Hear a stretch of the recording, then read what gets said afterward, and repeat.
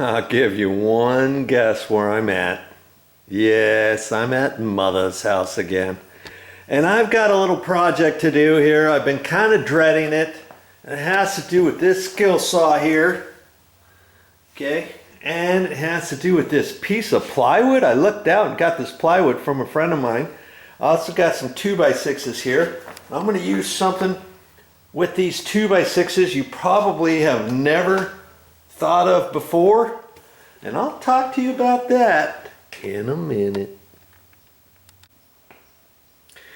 Now my mother, I just replaced her bed, her box spring and her mattress in her little bedroom, and it's a single full bed, it's called.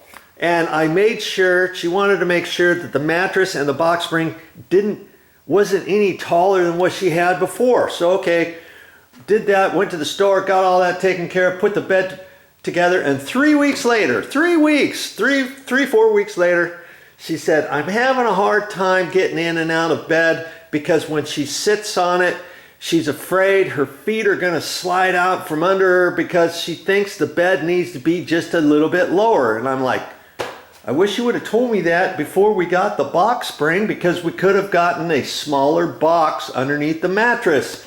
And so I thought of taking the brand new box spring, which was probably 4 or 5 months old now, take it, and who knows to do what with it. I don't know if the mattress company will replace it or not, and then get a smaller box for underneath. I have no idea how much that's going to cost, probably $250 or so. And I thought, wait a minute, maybe I can do it some other way.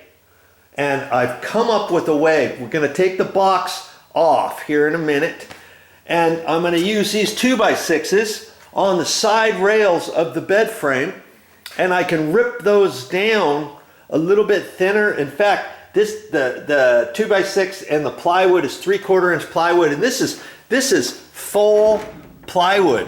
This is probably, if you go to the hardware store nowadays, it's probably $45 for a sheet. It's not the wafer board material that you would put on floors with tongue and groove or anything like that. This is a real piece of plywood. I'm going to take the plywood, I'm going to cut it down, and I'm going to use these 2x6s for the side rails. I'm going to screw this down, and even if I have to, I don't think I will, but because this is so stout, I don't think it's ever going to sag.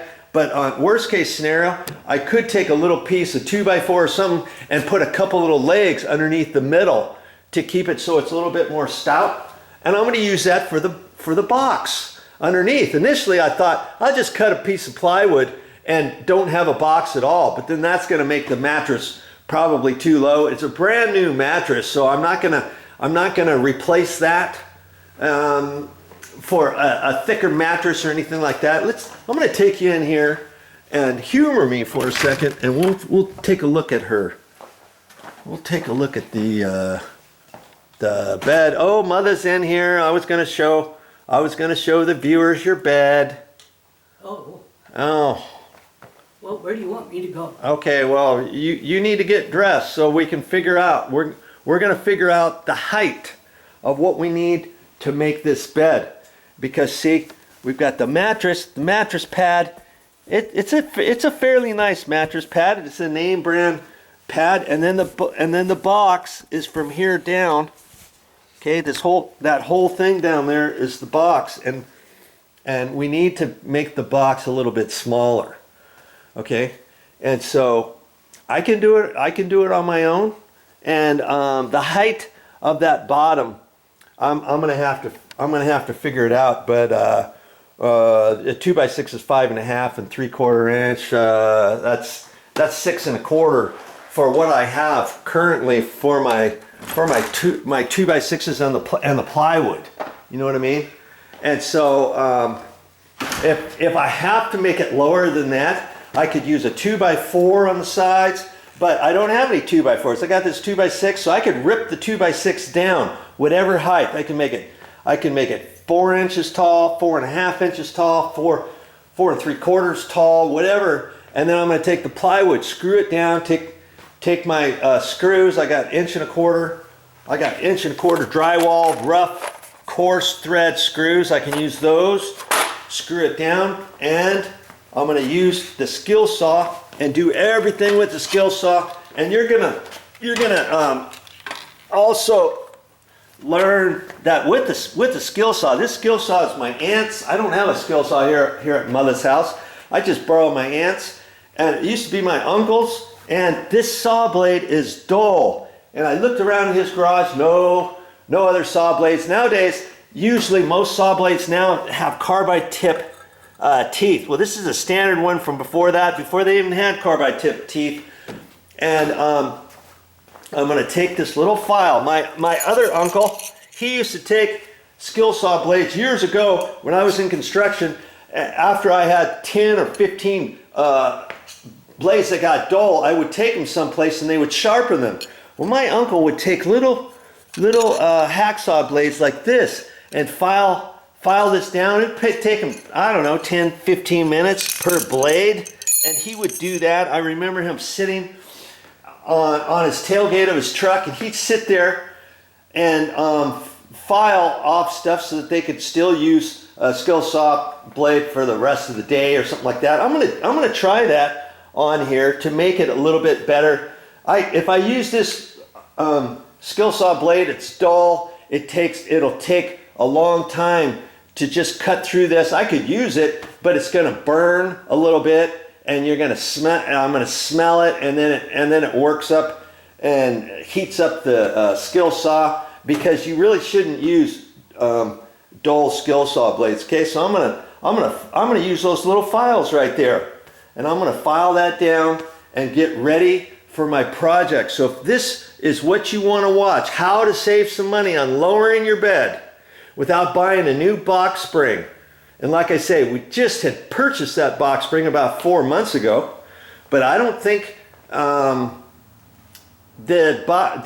mattress company will take it back. We'll exchange it. Maybe they could if I went down there and soft talked them and begged them and had my mother come down with me and stuff, but they probably don't even have a box spring. I call it a box spring, but there's no springs in it nowadays. It's just a box.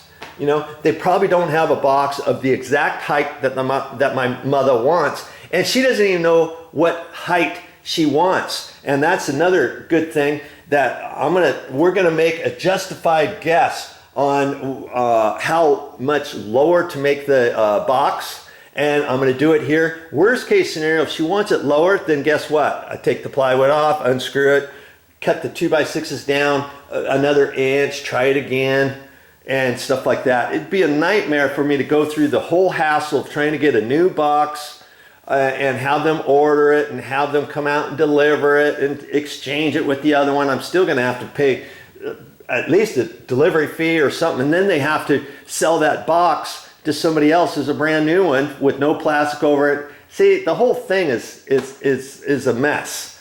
And with the old box, which is pretty much brand new, I'm just going to lean it up here against here, and I don't know what I'm going to do with it for later on. But the main thing is to get this done. Now, obviously, when I get done with it, the sides are going to look like a regular 2x6. You won't see the plywood because that'll be underneath the bed. So the 2x6, you're going to see that. I could paint it black, or I told my mom, I said, you can get the fitted sheet for the bed, the long fitted sheet, you know, and then you extend it down all the way down, and it covers up your box as well. Right now, her fitted sheet for the bottom only covers her mattress. You see what I'm saying? So, or if you had some sort of bed sham or something like that for the bottom and draped over the side, she could do something like that. But for the time being, this is going to work, and it's going to save. It's probably going to save her. I'll probably save her $250, because if you have to buy one of those boxes, I mean, granted, this is for a full bed, and it's not going to cost as much as a queen size bed or a king bed for the box or anything. But this is something you can do instead of buying a box. Fancy that. You want to learn how to do that? Stick around, because I've got more video clips. I'll show you bits and pieces. You'll get the idea of everything, and maybe it'll save you some money. So that's what I'm hoping. Okay, this is what I'm going to do. This box on the bottom is about 9 inches tall, 8 3/4 tall.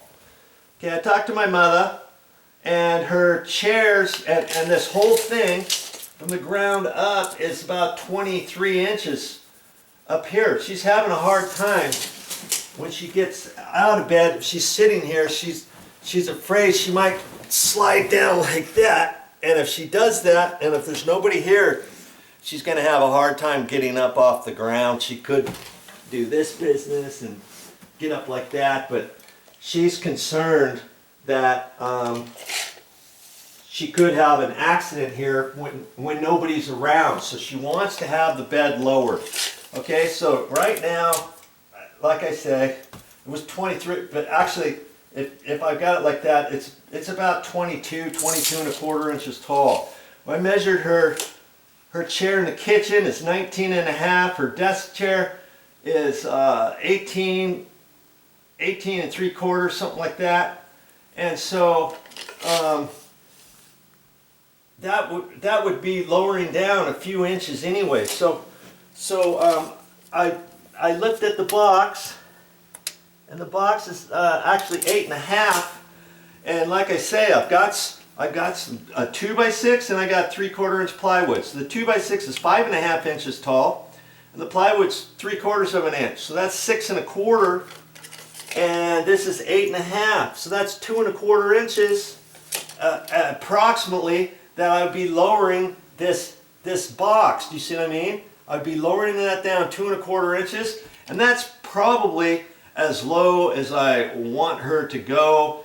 Obviously I can't make it any higher than that, but she doesn't really know what she wants either. So first things first, I'm going to put the 2x6, and see, the 2x6 is just going to be a rail on the side here that fits right in the metal track on both sides, and then I'm going to cut the plywood and screw it down to that and set it all down in there in one go. There's not going to be anything underneath the plywood, and like I say, if anything, I might put a couple legs in the middle of the plywood from there down to the carpet, and give it some strength. But that is 3/4 inch heavy duty actual plywood. If it was wafer board material, like roofing wafer board material, that could have a tendency to bow more so than the plywood. Because this is just a small bed, I might not have to do anything at all, because the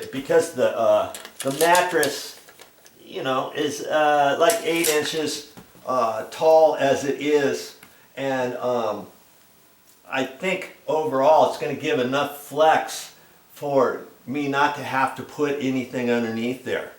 Okay, so that's my plan. And then once I get all done, if after a few weeks my mother says, well, man, I wish it was just a hair higher, because now it's so low that I'm having a hard time pushing up on it. I don't think she will, but if she wanted it up higher, let's say she wanted it higher by 3/4 of an inch, what do you think I would do? I would take the 3/4 inch plywood, the remnants of the plywood, because this is not a 4x8 sheet of plywood now, it's going to be less than that, I believe. Ooh, I think, good grief.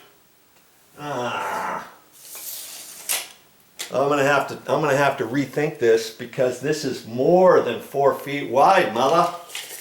I thought a piece of plywood would be fine. Okay, but I do have a strip of plywood, so I'm going to have to be creative here and figure something out. And I think I know what I'll do. But in any case, if I need to raise that up, I could take a remnant piece of plywood, cut it 1.5 inches wide, screw it to the bottom of the 2x6, raise it up off the 2x6, and that kind of stuff. So see, once I do it, her fitted sheet, really, actually, it might be a long enough fitted sheet to go down, you know, like that, and cover the side. But you can get bigger, deep pocketed fitted sheets, and that would actually cover and go all the way down. And she could do something like that with to cover up the raw 2x6, or I could take some black paint and just paint the side of the 2x6 and have it black, because that's what this box is. It's black, you know. But overall, I think deep pocketed fitted sheets, or something where you have a sham and you fit it on top of the box, and then it hangs over. Have you seen those? They have those at the store too. All right, so enough of that. It's time for me to get busy. If you know Video Joe by now, you know I always seem to figure out a way to make things work. And I could have bet my life that a 4-foot wide piece of plywood was wide enough for a full-sized bed, but I'm wrong. It was like 53 inches. And so here's what I'm going to do. I just happen to have a piece of 3/4 inch plywood, you know, 8 feet long again. See, right there. And I'm gonna rip whatever the distance I need, 5.5, 5 3/4, whatever it is. I'll get the box out here and I'll measure it exactly. And then I'm gonna put a seam in the bed, and I'm going to use this. When I picked up the extra plywood, I had 2 pieces of 2x6 that I picked up, and I had this little piece here. I'm going to take this and I'm going to put that right where the seam is, and I'm going to screw that together, you know. And so there'll be a seam, and I'll put that on the opposite side of the bed, the side where mother doesn't get in and out. There's not going to be much weight on it at all. And then worst case scenario, because to avoid any flex in the plywood. Now, mind you, if I put that all together and just left it with no legs underneath the middle of the bed, I don't think anything's going to happen, because it would take you, it's virtually impossible for you to lay on that bed and to break that in half. Do you see what I mean? Could it slightly bow over many months? Yes, it could slightly bow, even with the mattress on top. So to alleviate that, I'm going to look at the 2x6s. I believe I'm going to have enough 2x6 material left here, I'm hoping, to where I can cut 1 or 2 legs. If I have enough for 2 legs, I put 1 in the middle. Boom, kaboom. You know, whatever height is, it's not going to be very tall. It might be 10 inches, 11 inches, 12 inches, something like that. And then I would have 2 legs underneath the bed and put that down. You'll see, it's going to work. Come dimes to donuts. I don't know why I say that, but I say that sometimes. I'm gonna make this work. I'm gonna make it work to where I'm saving my mother, I'm gonna guess $275, maybe even more, depending how much a smaller box would cost. Because trust me, the smaller boxes probably cost more than the standard boxes, if you know what I'm saying here. Okay, and even with the smaller box, it then still has to cover that whole distance and be a smaller box, and it's not as strong, and there's not much underneath that bed frame to hold it all together. Okay, and so I think overall this is just the way I'm going to do it and save my mother some money.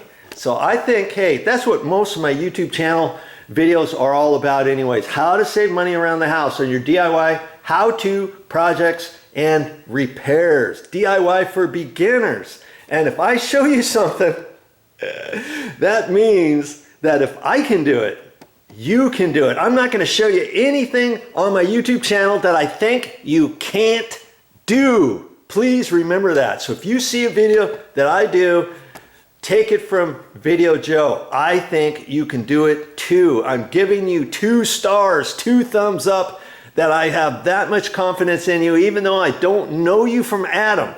Okay? But I feel that just with a little bit of knowledge and know-how and a few bits and pieces of tools, you can do things around your house too. And for me to prove it to you, I got over 400 DIY how-to videos on my YouTube channel, go to my main YouTube channel page, click on playlists, and believe it or not, I put all of my YouTube videos in playlists under different categories. So I probably have 50, if you click on playlists, I may have 50 different DIY topic categories that I put my stuff under. So if you see where my electrical is, then you know all the electrical stuff that I've done is in that playlist. All the ceiling fan videos that I've ever done is underneath ceiling fan. All the plumbing videos that I've done have everything having to do with plumbing and so forth and so on. This one here, what am I going to put this under? Probably honeydew list. Honeydew list is probably what this project's going to be under. And check it out. And find the videos that you want on my channel. The easiest way is to go to those playlists, okay? Because I have so many videos. There's no way you're going to find all my videos on my channel unless you go to my main channel page. And if you want to sit there and watch every single one, press on home, and it will probably play every single video in order of the last one that I've uploaded. If you've got, you know, I don't know how many hours worth of videos that is. That's probably 4 or 5 days worth, or a week's worth, or 10 days worth of just chow downing your popcorn in your bed and hot chocolate in your coffee. And you want to do a big old long sequence of just watching Video Joe. Hey, you can do that too. But what I can also tell you is the more you watch, the more you learn. That's just how it works. All right, so the first thing I got to do, I got to rearrange this garage a little bit. I've got to move a few things. I got to get the bike out of here and the wheelchair and resituate myself, set this plywood down on the ground and stuff, because I've got to take the bed apart, and I'm going to take the box and I'm going to slide it right there and lean it up against the wall, and that's where it's going to live for who knows how many months until I decide what to do with it. I'd hate to just cut that up and throw it away, you know. But first things first, get yourself in order before you start your project. Here's the box, and years ago, like I said, they called it box springs because they had springs inside of here. Well, you can see this pushes in and there's no springs in there. It's basically a box. Here's a 1x2 that goes all the way across, and it's basically sides. And I thought the sides would be full, but they're not. There's a bottom rail and there's a top rail, kind of like that. And then they've got little gussets. One there. Here's another one right there. Another one there. And believe it or not, I started thinking, my silly brain was like, how can I make this box work? I mean, could I make the box work? If I didn't have any plywood and I didn't have anything else, oh, you bet your life I could make it work. If I wanted to spend the time to take all these staples out, all the way through here, and then there's more for this underneath there, because this black is wrapped down to there underneath that, so I would have to take that off, pull this other black back, and then I would have to cut this, separate it, and then take these little pieces out and take these side pieces out and cut those down, and then basically rebuild it all, put it all back together, so it's still got the black. You need a little staple gun for that and all that kind of stuff. And I could, if I needed to, if it was life or death of fixing it or not fixing it, you bet your life I would figure out how to shrink this box down to about that thick instead of that thick. You see what I'm saying? So is it possible? Yeah, it's possible. But I'm gonna, because I've got the plywood, because I've got all this other stuff, I'm gonna do it the way I talked to you about it. And I thought, what am I gonna do with that?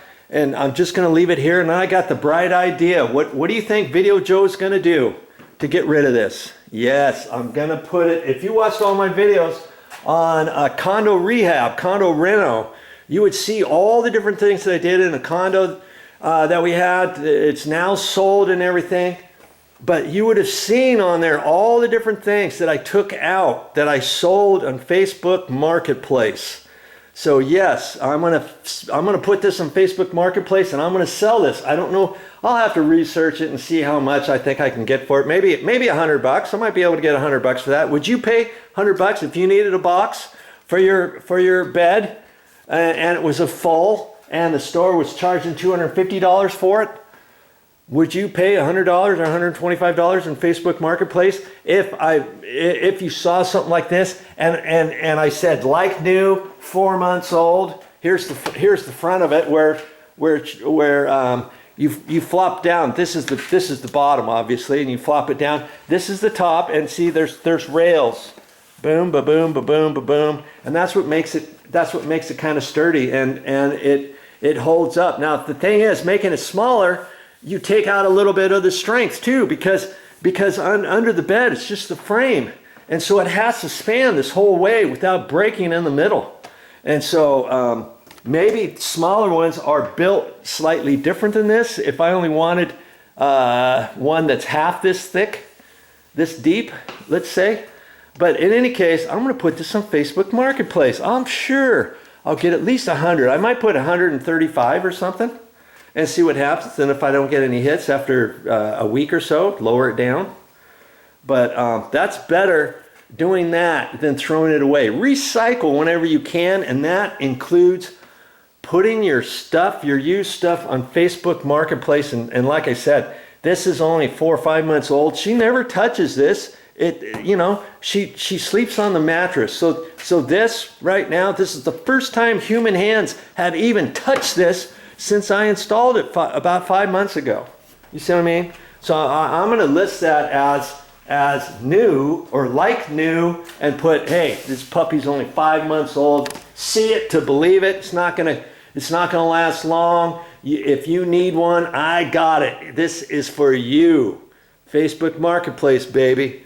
That's where it's at. Okay, so I'm going to lean this up over here, take some measurements, and figure out what I'm going to do. See, it's less than 8 feet long. You can see this plywood's 8 feet long, so I'm going to take some measurements and figure out where I need to cut this, measure the width exactly, and take some measurements of the actual metal frame. Let me take you in there. I'll show you. Years ago, the metal frames, there's hardly anything to the actual metal frame. And I'll show you here. Lots of bed frames are still like this. See, that's all it is. And here's the little groove. It's just an L piece of metal on both sides. And so I'll double check and take that measurement too. And then, like I say, if I have to put 2 legs, the legs are going to be less than a foot tall. And I can put those in the middle, boom, boom. Or if I only have enough wood for 1 leg, I put it in the middle. But I think I got enough plywood there. The 2x6, the extra bits of the 2x6, I can have enough for that. So, see, I'm gonna do it, and you can do it too. Now you're just gonna have to humor me, of course. Right as soon as I got ready to turn this on, I was going to do it out of the back of the van, and the gardeners happened to show up, and they've got lawnmower running outside and stuff. Okay, so now it's time to sharpen this blade. And I just started it.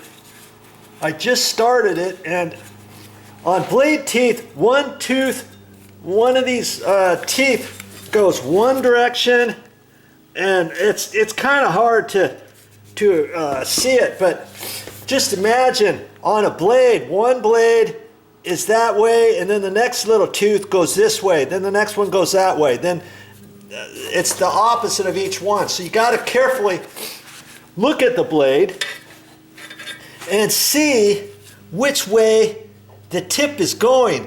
And I know like that tip was going that way. I can see that's the one I just filed. And I got the little triangular file. This one happened to have a handle, and I thought I could pull the handle off. It's a smaller triangular file, and I could use that one too, but this one gives me a little bit more control. So I got my gloves on, so I don't necessarily need the handle. And so I know every other one is going to be filed that way.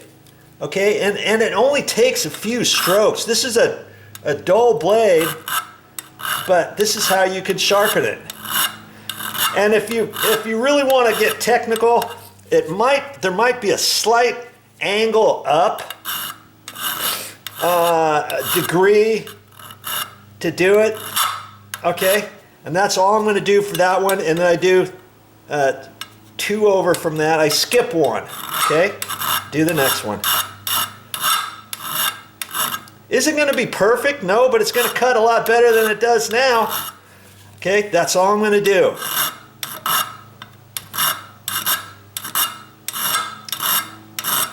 Okay.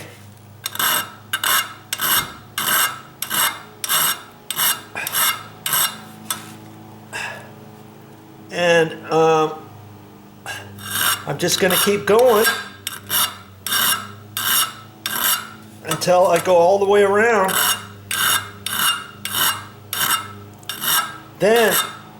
Then when I get all done, then I gotta flip the skill saw around this way and do the other ones.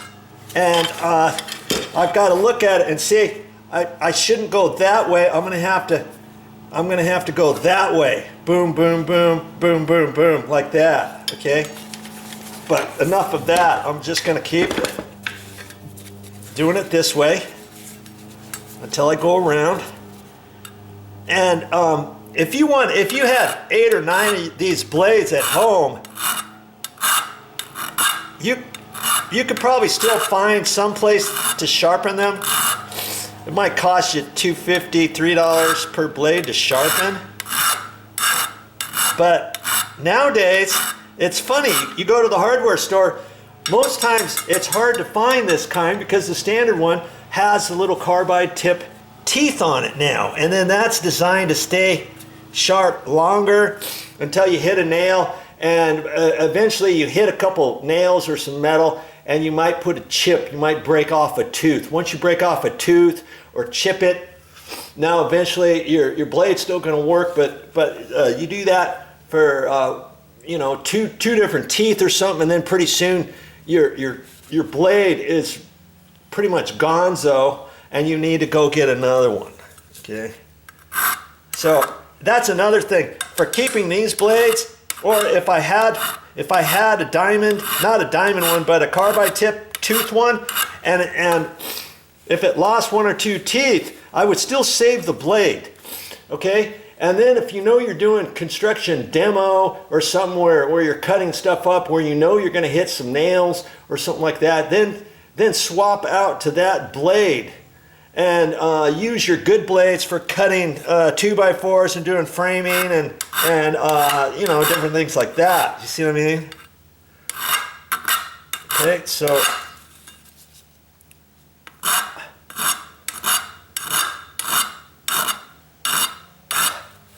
yeah, it's going to take me a few minutes to do this, but I don't use this skill saw that often. I just use it once in a blue moon when I'm here at my mother's house. I run over to my auntie's and borrow it, you know. So do I need to spend probably a carbide, not a carbide, but a diamond, yeah, carbide tip one at the store, construction one? Is the cheapest one is probably $20, is my guess. 15, yeah, probably $20, 15 to $20. If you know, let me know if that's wrong. Okay. And I'm just taking short stroke. I'm not going back and forth, because if it does have a slight angle to it, I might mess that up more so than just doing this. Okay. And that one looks like I need to go closer to the end. Okay. See, I'm almost done here with this. That's what these triangular saw blade or files are for, to get in there. There. Okay. I got them all on that side. Now I'm going to flip it around and do the other ones. I'm not going to show you anymore, but I'm gonna spend a few more minutes on doing that, and I know this blade is going to last for me to finish this project and then some. Okay? Hope you learned something. All right, let's figure this out, shall we? Okay, there's my box, and I first have to figure out how wide it is, and 52 and a half. I'm going to take a couple measurements. 52 and a half, measure down here, 52 and a half. And just for kicks, I'm going to go inside and measure the frame now to make sure, see if I got any slop above and beyond 52 and a half. Be right back. Okay, I measured the bed frame, and in one area it's got some little metal goodies on the inside, and that was a little bit over 52 and a half, and at the bottom it was close to 53. Initially I was going to measure and cut them 52 3/4 and fit them in there, but then it wouldn't have fit because I didn't see those nodules. So if you're going to measure your bed frame, make sure you measure everywhere. So 52 and a half it is. That's what I'm going to do. Okay, and then I've got, like I say, I've got 2 pieces of plywood here, and I got the 48-inch piece, and I got the other piece. Now the other piece, I looked at it, and obviously it's cut on one side. I know this side, it still has writing on the side of it, so I know it's this edge. But I looked at it real close, and it looks nice and straight. So I'm gonna cut this piece off right there, because then I'm gonna have the rest of this piece of plywood. It's still gonna be over 2 feet wide. And maybe I can use it for something else later on down the road. I always like to, if I'm going to save some plywood, I always like to, if I can, save one of the existing factory straight edges in case I want to use that for a shelf later on. I'll have that as the factory edge facing front, and then I'll cut off another piece in the back. And if you're slightly off, you're slightly off, but at least you're not slightly off on both sides. You see what I mean? And so 48 let's think about this here. 48, and I need 52 and a half. 48, 49, 50, 51, 52 and a half is 4.5 inches. Okay, so I can mark on here 4.5 inches. And I'm just going to mark it in a few different places, because usually I have my chalk line with me, but it's at home. And I'm at my mother's house, and if I didn't have anything to line this up, okay, I would take my level. I would take my level and just do a little bit at a time, But since I've got this piece here, this was a piece they were using for a toe kick, and I looked at that, and that looks pretty straight, so I'm going to use that as my straight edge. And that came off of something else, and whoever cut that had to have used a table saw. Okay, so I'm going to use that as my straight edge. All right, are you following me so far? 48 is the full sheet, and 4.5 inches. I'm making this other piece. And double check your measurements, double check. Measure twice, cut once, right? 48, 49, 50, 51, 52 and a half is 4.5 inches, and most 4x8 sheets are exactly at 48 inches, and that's what that is. Okay, so I'm gonna take my pencil and mark this in lieu of my chalk line. Alright, now I can extend that up, and that's the piece I'm going to cut.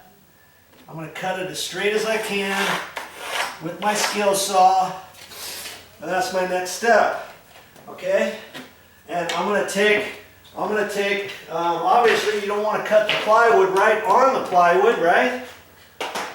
Because the blade's going to go through. So I'm going to take the 2x6 here, and I'm going to put that underneath the plywood. Okay? So, good grief. Am I getting weak or what?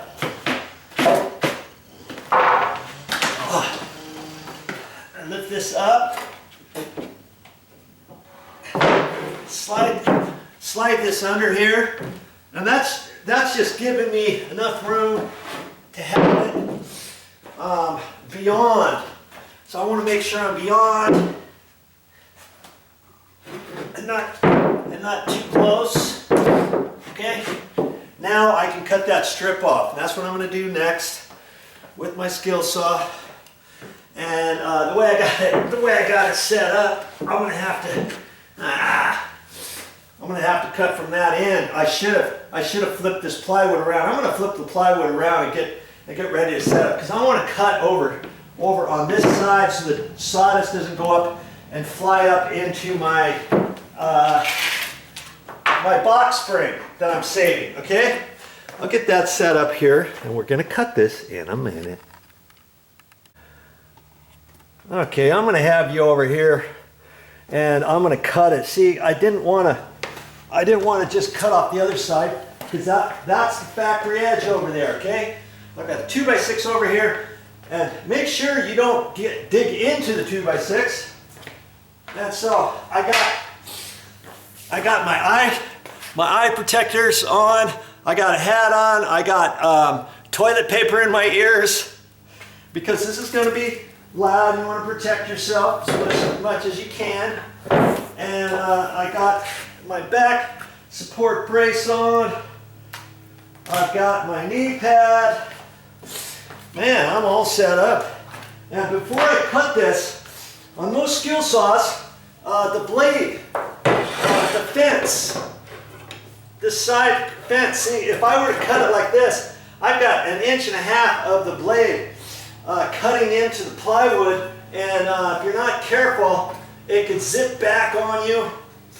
I've seen it done, and it's always best to adjust this, and I'm going to adjust it so it's sticking down below the blade, maybe 1/8 of an inch or so.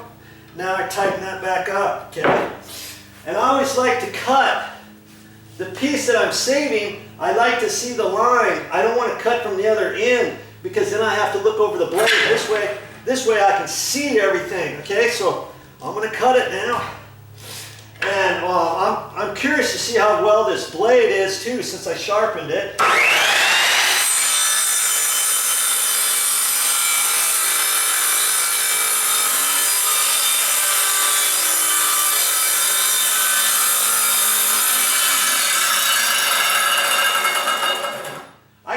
I can tell the blade is a lot sharper than it was before, but I know it doesn't feel like it's a brand new blade, because I only sharpened it a little bit. I didn't want to keep going, because then you might take the angle off, and it's important that when you file it, you still have a sharp tip on each one of those blades, because the tip is what's cutting into it more so than the rest of the area. Okay, so I just slow as you go. Slow as you go.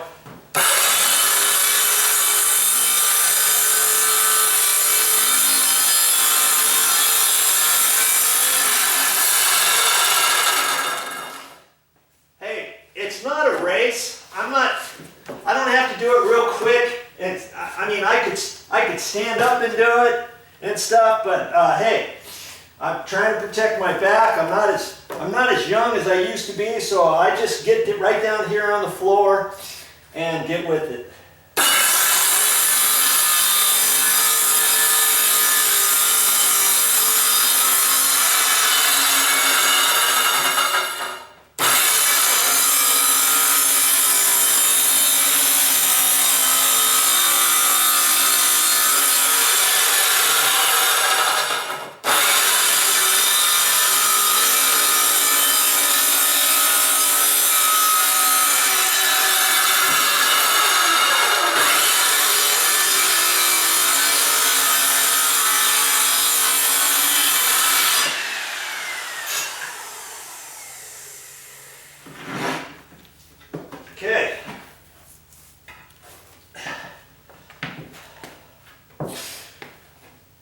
Now this sawdust, when you cut it on a concrete floor, it gets slippery too. So you got to be aware of that.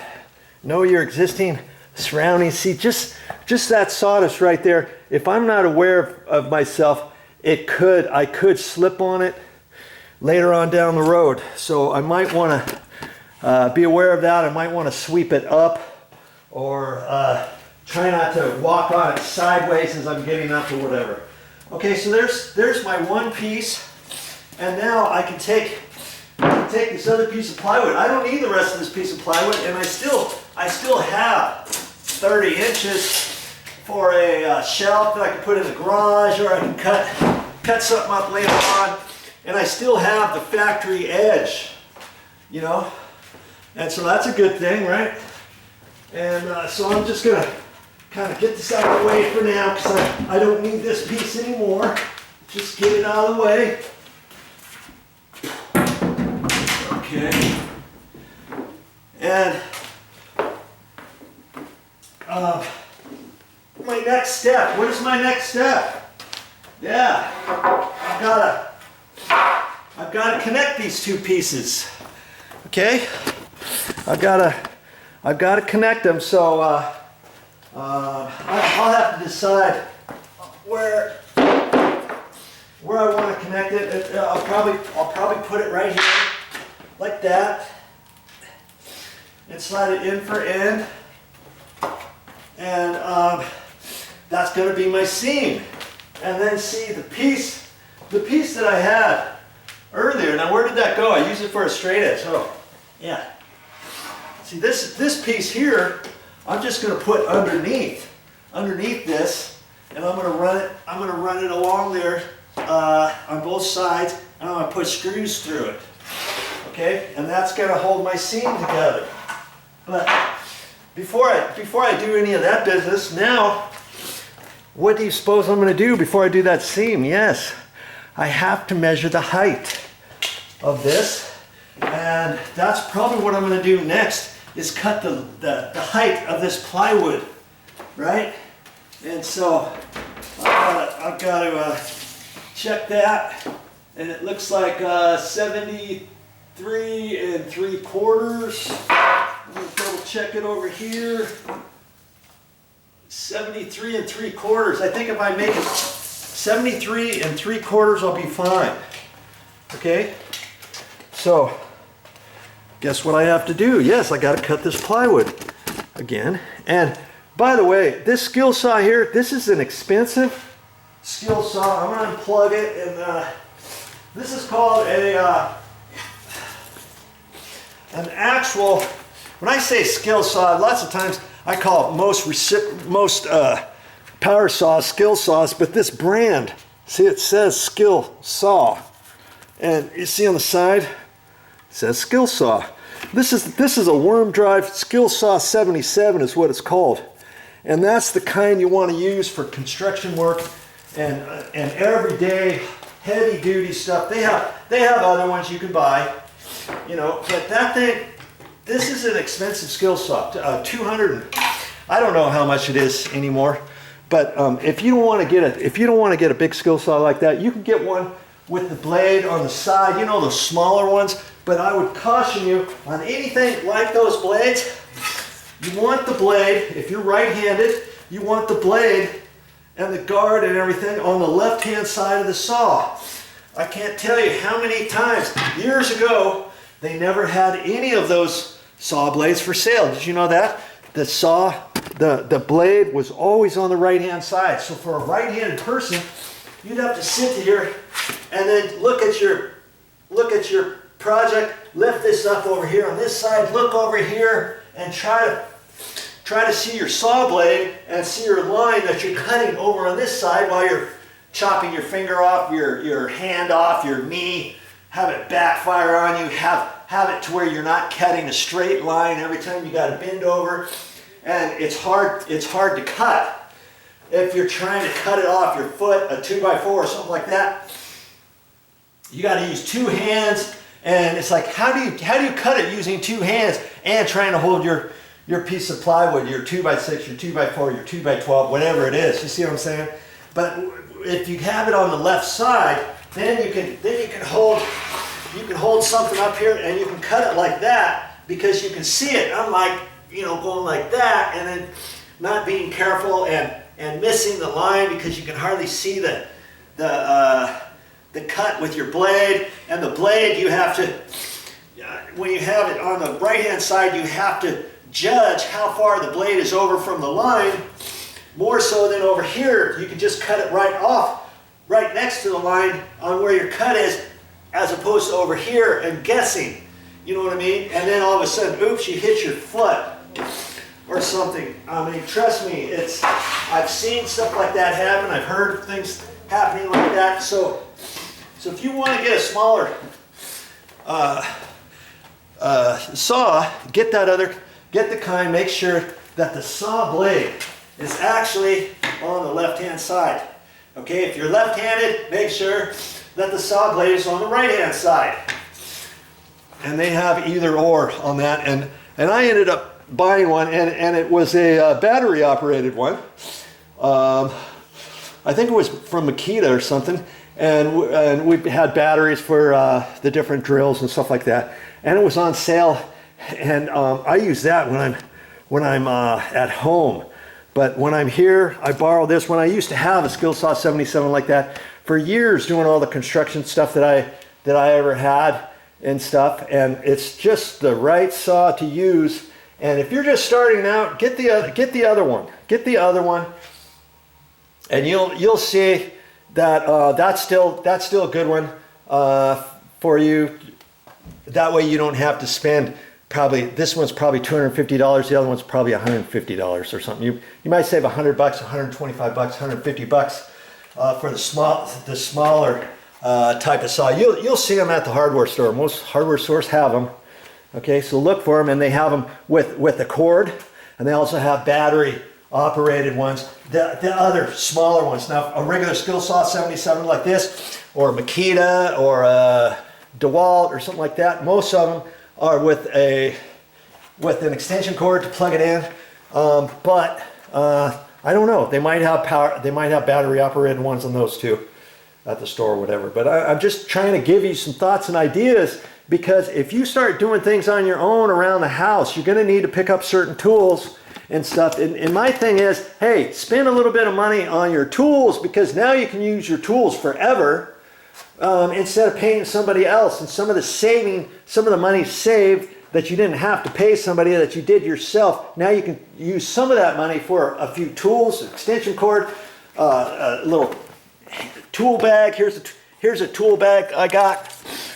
This was my Pop's, I think, and it's just one. And see all the tools I have in there? Well, you're gonna have to buy all kinds of stuff. This is just a one side pouch. One I got at home is two sides, and then I got other stuff. You're gonna have to get drills, extension cord, and I got different things here, a hammer, and all kinds of miscellaneous things. And you'll start accumulating that stuff, knowing that, hey, if you think you're handy at all, this might be the way to go to start saving some money around the house. And don't take my word for it. Go to my YouTube channel, go to the main YouTube channel page, click on playlists, and scroll through the many DIY topics I have on my YouTube channel, and you can start looking at different things. You can see and watch certain things: how to install an electrical outlet, how to replace an electrical outlet, how to replace a dimmer switch, how to install a dimmer switch, how to remove a ceiling fan, how to install a ceiling fan, how to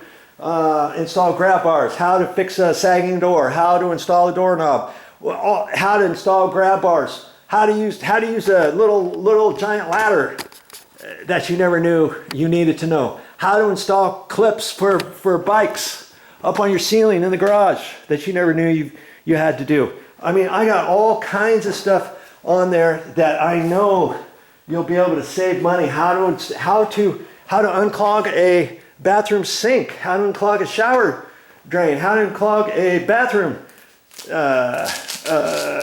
bathtub, how to install a dishwasher, how to remove a dishwasher, all kinds of stuff. How to remove a kitchen sink faucet, how to install a kitchen sink faucet, how to fix a P-trap, how to install a garbage disposal, It goes on and on and on my playlists, on my videos. Over 4,000 DIY how-to videos on my channel to pick from so that you can save money around the house. What's the point, Joe? The point is to save you money around the house.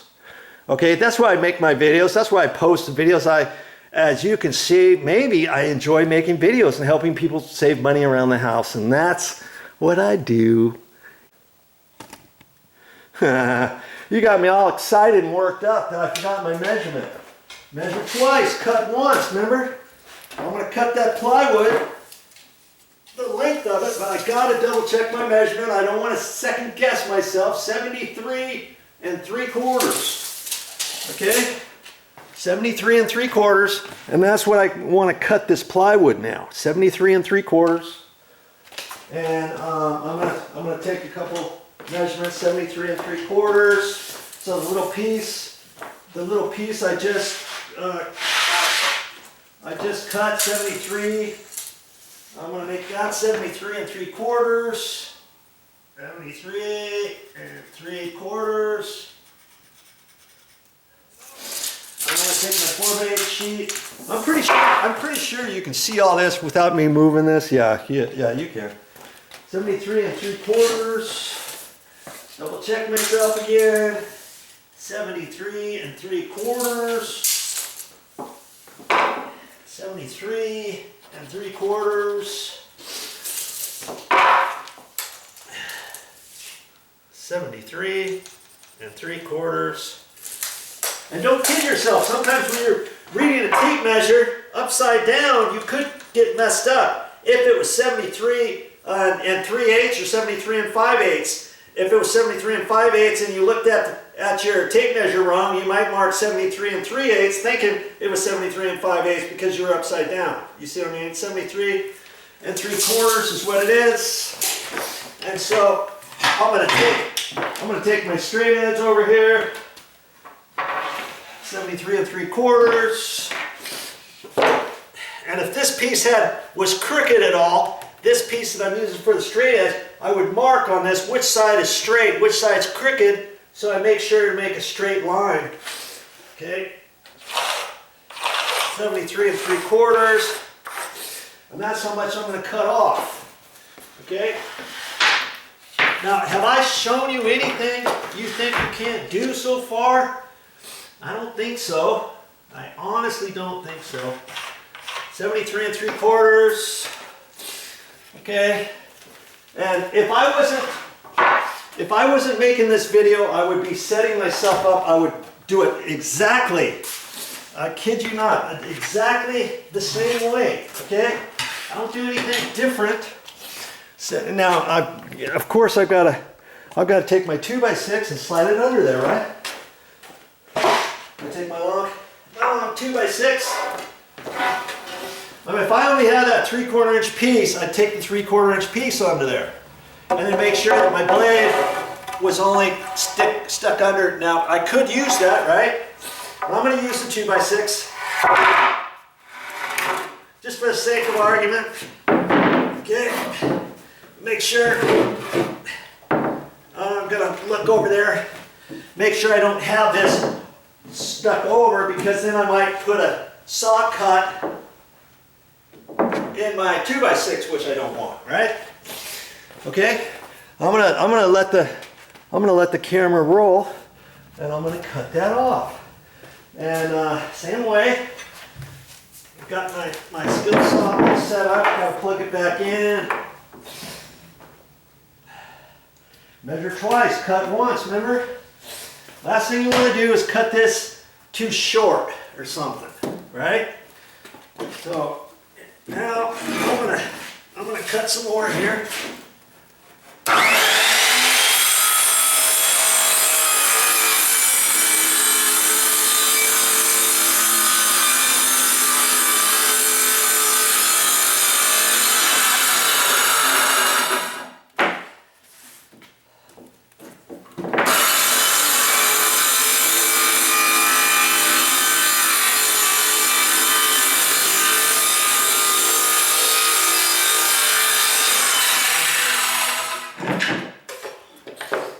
Might as well cut this in piece now.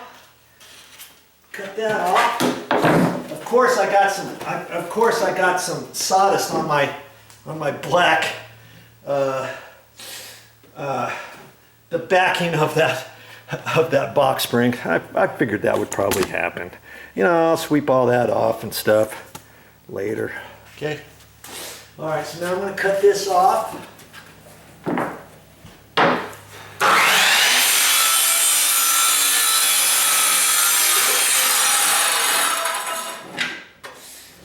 Okay. Now that's my length, that's my width for the box spring, right? See how I did that? Now, if I needed legs under here, if I didn't have excess 2x6, I could take some excess of the plywood and cut another strip like this, screw them together, have that as a 2x6 little piece underneath there, and use that as my leg. But because I've got these 2x6s, see the 2x6 that I have, let's see how long it is, shall we? Let's see, it might be long enough for some legs underneath. Now you remember 73 3/4. 73 3/4. And I'm gonna have about 10 inches left. I'm gonna go measure just for kicks and see what I have left underneath the bed. 10 inches? 10 inches, 73 3/4. Let's see again. I can put a pencil mark, I'm just gonna measure. That's about 10 1/4. I'm just curious. Okay, be right back.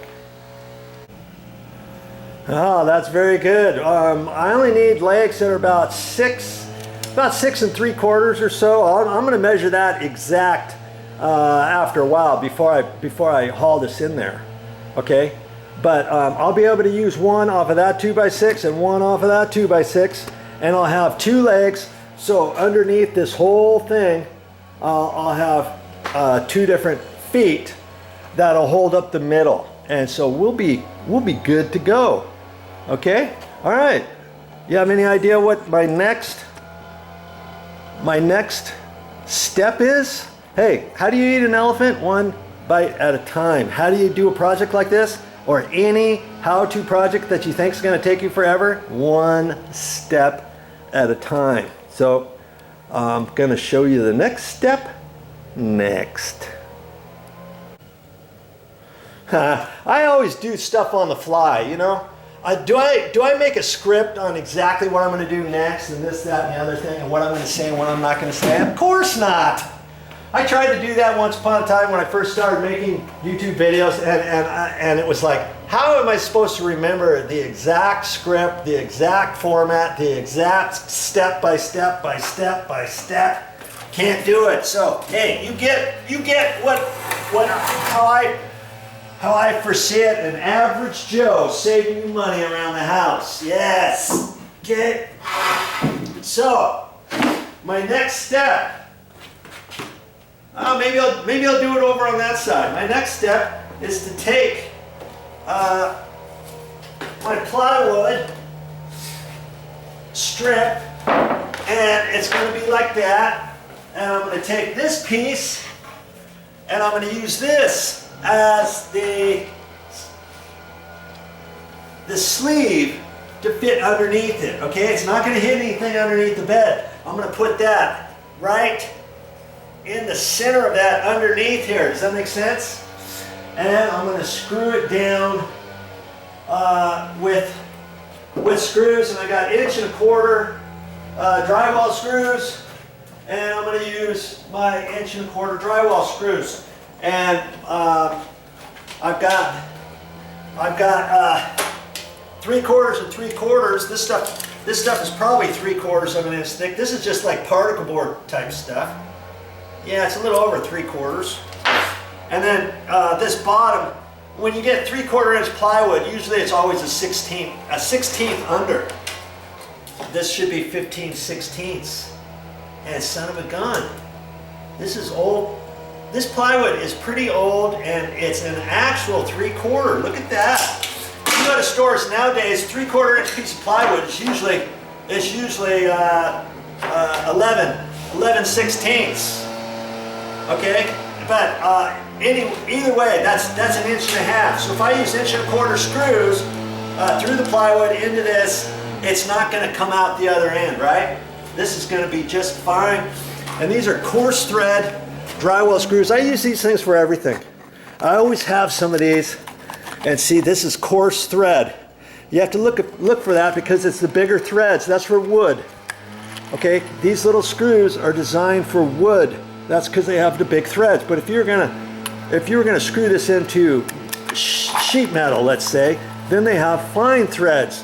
You'll see fine thread drywall screws at the store too. Don't get those and use those for wood because they're not really designed for wood. Get the coarse thread for wood, fine thread for metal. Okay, so that's my next little thing to do. And because I'm putting it in there, you know, I've got just a standard drill from years ago, and it's not an impact drill. So I'm probably going to have to pre-drill some holes in it, and I'll probably have to countersink some little areas on the plywood in order for it to go down further, because my drill, it's my pop's old drill. And years ago, and because I'm at Mother's, I don't have my drill here. Years ago, that's all they had. See, this is a Makita, and it's got your power cord. And there you go. That's what they had. That's what they had years ago. Stuff like that, okay? Most places, they'd laugh at you if they saw you pull out a drill with a cord on it. And my pops, years ago, he got a drill, a battery operated drill, and years ago, of course, the first drills they got, what do you suppose they were? Well, they were like this, okay? 12 volt. Then they went up to 18 volt. Then they went up to 20 volt.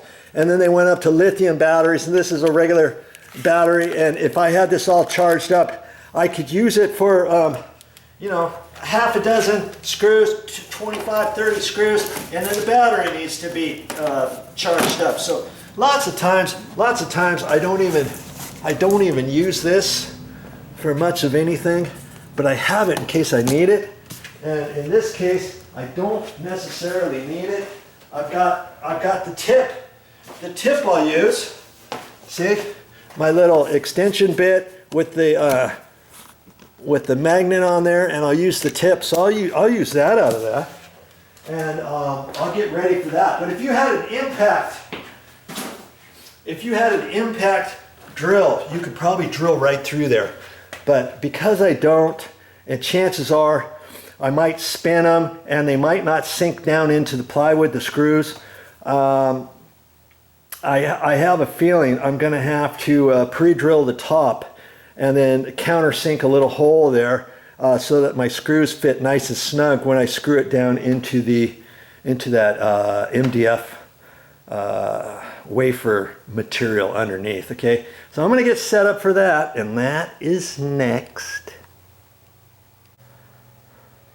Now, before I do that, I mean, is there a right side or a wrong side on this plywood? Not really, but I'm gonna. This side has open little knot holes. This is considered the back side of the plywood. So I'm gonna put the other plywood side facing up. This side here is underneath there. That's the side with it looks pre-finished. See how you got all kinds of knots and stuff like that underneath here. I mean, they still use it, and this was an exterior grade 3/4 inch plywood. Okay, and so I am going to use use the front side. Okay, for the top. So what does that mean? What does that mean? We got to think about this for a minute, right? I'm going to have to flip this plywood over, aren't I? I can't just slip this underneath, screw it. Because then this will be on the front side. So I'm glad I'm talking about that and not getting carried away. So I'm going to flip this over and turn it around and all that kind of stuff and get it all set up. so that my edge is right here, and get set up to do that. Think about your project step by step. You can do it. Now here's something I don't want you to miss on my video here. Okay, just because it has to do with how to lower your bed box, your bed mattress or something like that, or I'm not even sure what I'm going to title it. You never know. I never know what I'm going to show, what I'm going to explain. I've already talked to you how to sharpen a skill saw, how to use a skill saw, how to cut with a skill saw, how to measure, how to set up the project, how to do boom, bing, bing, bang, boom. And so even if you're not doing this particular project on lowering a bed, maybe you can already learn some certain things. And hey, yeah, I could save some money. I could buy some tools.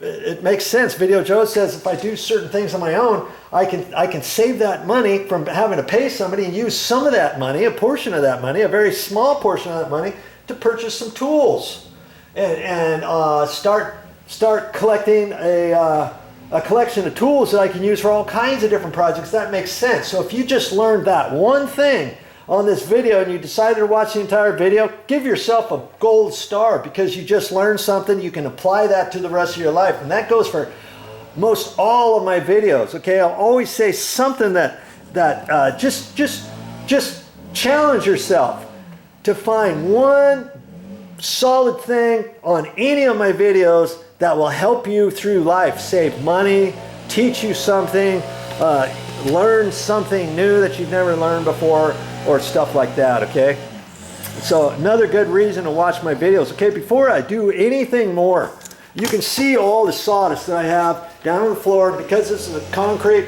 floor, it's kind of slippery and stuff. Can you see that if I just leave all this stuff here, I'm going to track it all over the place. I've already been inside the house a couple times. I've tracked it in on the tile floor. I've tracked it in on the carpet. Back and forth I go. And once I get done with the entire project, I'm not only going to have a mess here, I'm going to have all this sawdust is going to be up here, over there, inside the house. And if not anything, it's a slip hazard. If somebody else comes out here walking around and they slip, I'm going to feel guilty that they maybe wouldn't have slipped had I swept this up, had I known this, had I been aware of my project, had I been trying to keep it clean and safe and stuff like that. So, okay, before I do anything, I'm going to sweep all this stuff up. It's only going to take me a few minutes.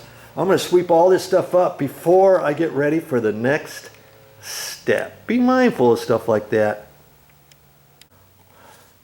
And I only say that, if you say, hey, VideoJoe, you're still going to make a mess. What's the point? Why are you wasting your time? Well, this is just to be safe rather than sorry. Okay? So I'm just gonna spend a few minutes getting stuff ready and out of the way so I can sweep up a little bit. Yes, I'm still going to make a mess to a certain extent, but not as much as what's on the floor right now. With the skill saw and all that kind of stuff. I only need to use the skill saw a couple more times to cut a few blocks. And so now is a good time for me to sweep up and to create a safe environment in case anybody else walks out here or anything, Okay? So that goes for anything. Any type of project you're doing, I always try to be mindful of stuff like that and think, okay, what can I do? Make it a little bit safer.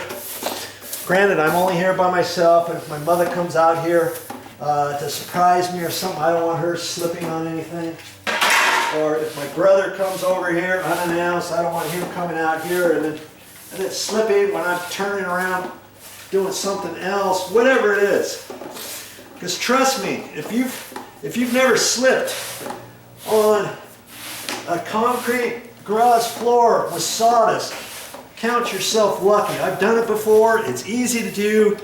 And especially the sawdust gets caught in between one piece of plywood and the next piece of plywood, and you step on that plywood wrong, guess what? It's going out from under you. Okay? Safety first. Okay, so there's my strip that I'm going to put underneath. I flip this around. That's the finished plywood. And we got to think about this for a minute. Let's imagine that piece is already underneath there, okay? But we're going to walk inside. We're going to take a look at this first because we might have to do something slightly different than just putting that down. I mean, you could always fix it later and cut it out and all that, but see. Okay, here's the bed frame. And I know the 4x8 portion, the 48-inch portion is going to be from here because Mother gets in and out of the bed over here. Less weight is going to be over there by that joint. That joint's still going to be solid enough even if you had to have it on this side. But let's think about this for a minute. We've got that top rail. See that top rail? And we've got a bottom rail. And the joint is going to be over here. So if that white piece of wood was directly underneath that plywood, do you see what's going to happen? It's going to hit.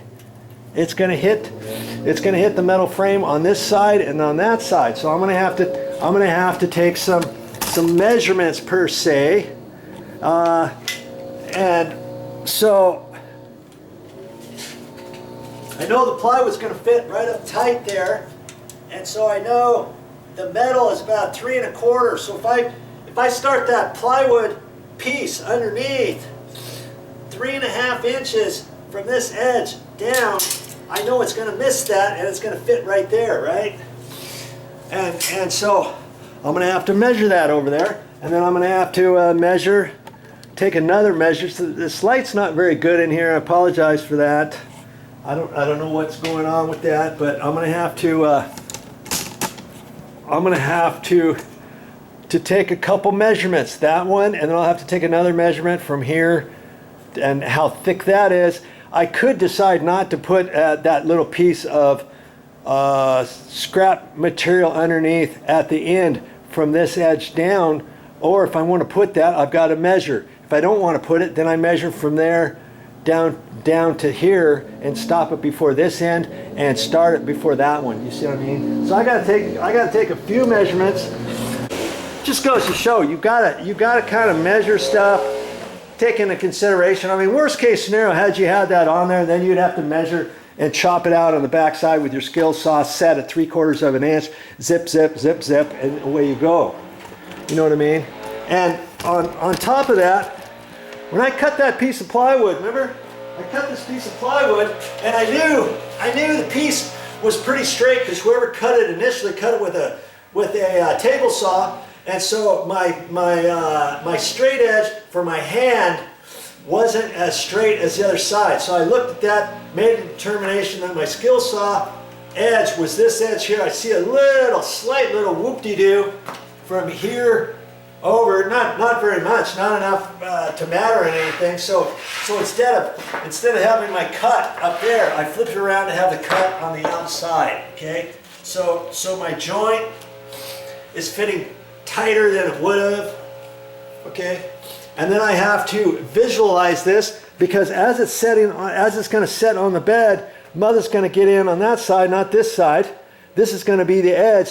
So if I really wanted to, I could take the plywood and flip it around, or I could to make it easier on myself or on yourself, we could take this. Put it over here, like that. Straight edge there, skill saw cut there. This is going to be over here, right in there. Okay, if that makes it easier for you to look at, so you don't have to look at sideways, because that's going to be underneath. Okay, so now, does that look better? Mother's going to get in on this side. This is the front of the bed. That's the back of the bed. So now you can visualize a little bit better.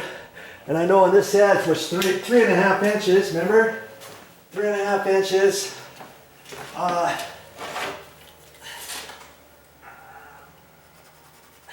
And then this board is going to start 3.5 inches short of this edge.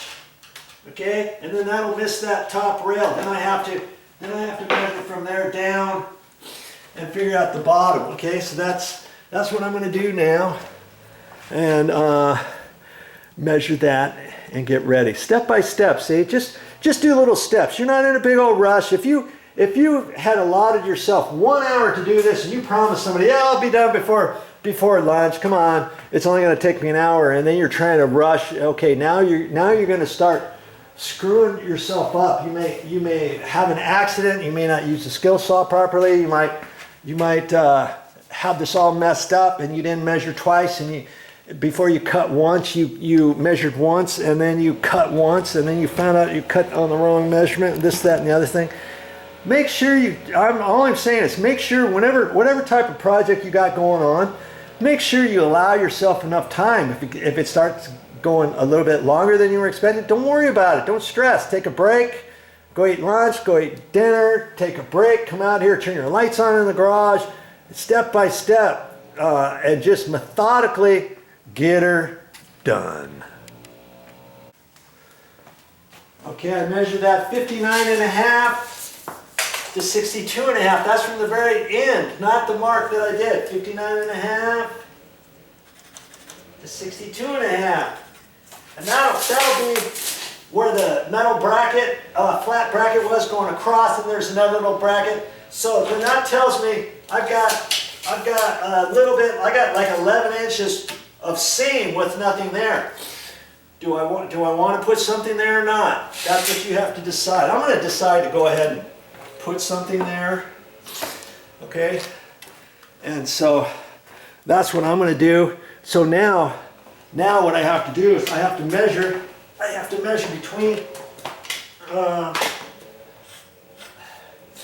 between these lines to get my pieces, okay? I can put my lock on my tape. I can measure that. 56, so I'll make it 55 and 7/8. I can write on here 55 and 7/8. Okay, and then I can measure this last little bit, 11 1/4. So I'm going to make it 11 1/8. And two pieces I'm going to cut, 55 and 7/8, 11 and 7/8. 11 1/8. 11 1/8 goes there, 55 and 7/8 goes there, underneath that seam. You see what I mean? Okay? Alright, I'm going to cut those off now. Now I'm going to try to do this so that you can see what I'm doing and certain things, my thought process. Okay, got my skill saw set up. And on this piece, I had a big boo-boo on the end of it. See right there? Well, I'm not gonna cut on that side. I'm gonna measure from the side. 55 and 7/8. What is it?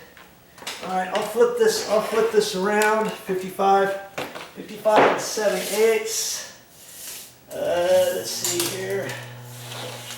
55 and 7/8. And because I don't have a square, I'm just going to put my tape measure on the middle and put a line on both sides. And that's short enough, that's straight enough, okay? 55 and 7/8, and I put on my foot and keep my foot out of the way and cut it off.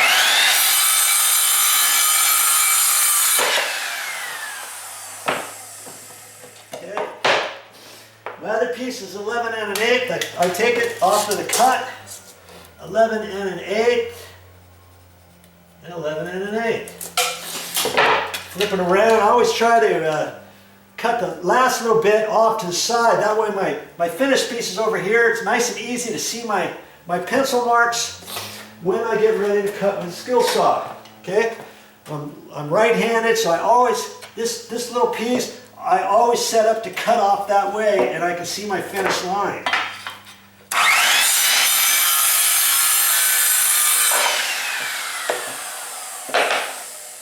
Okay, that's my throwaway piece.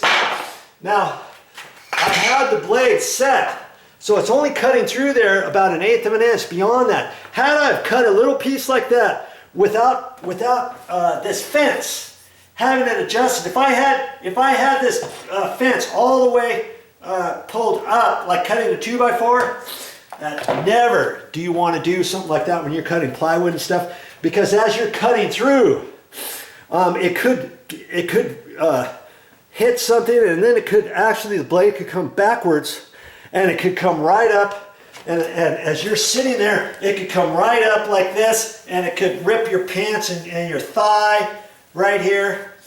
I've seen it done before, okay? Not on me, but the first time I used a skill saw, I was trying to cut a long 2x6 piece of redwood, and I was right in the middle, and I didn't know how to do it, and the saw blade came up, and it came up this way, and it hit something, and it went ding, and the saw kind of went out of my hand like that.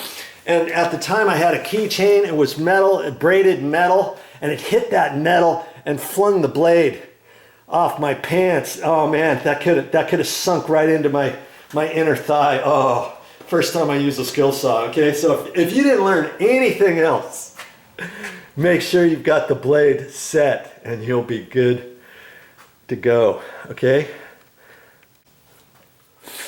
Okay, so now I want to put this underneath there, right? And I want to line it up with that and stuff. And if I had it centered, I don't have to have it perfect, mind you.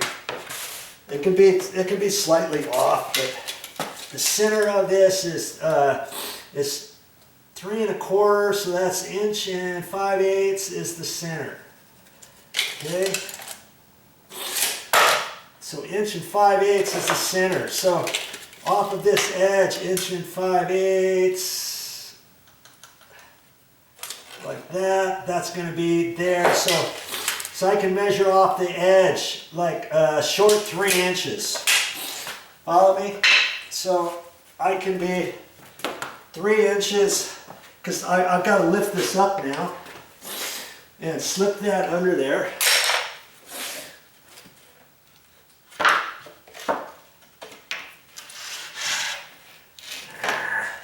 3 inches off that edge. Yeah, okay. In fact, maybe instead of doing that, I can just do this one piece, right? I just do this one piece. And it was 1 5/8, and it's right there, and 1 5/8. You see what I mean? And then I can just screw that down.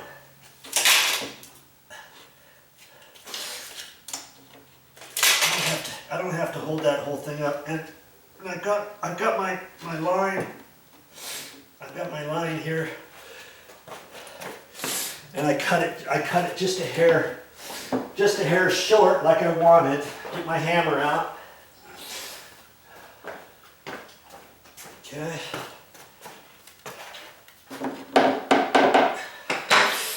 And I'll make this 1 5/8.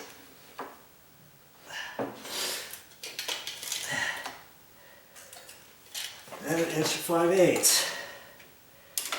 Learning anything yet? Hope so. Okay, now I'm going to screw that down. And shall I keep the camera going? I'm gonna try something.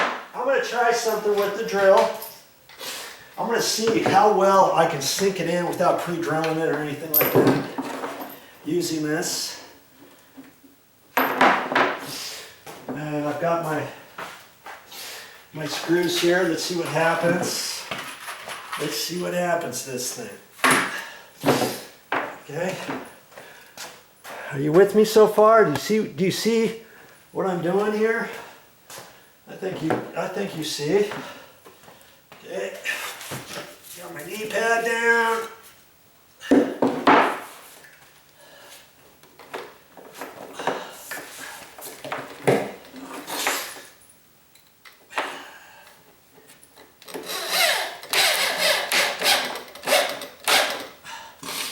You know what? I think that's fine. I don't think I have to pre-drill it like I was thinking. Okay? So, 1 5/8 is close enough. Just shy of it. Okay? Now I'm just going to screw this edge off.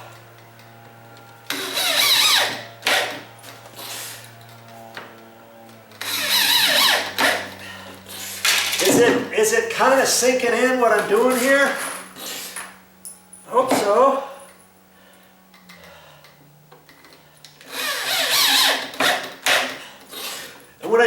flush, I have to do it a little bit more because a lot of times the screw, when it goes into MDF, it will separate between the MDF and the plywood just ever so shortly, and then you give it one more zip and it sucks the MDF up to the bottom of the plywood.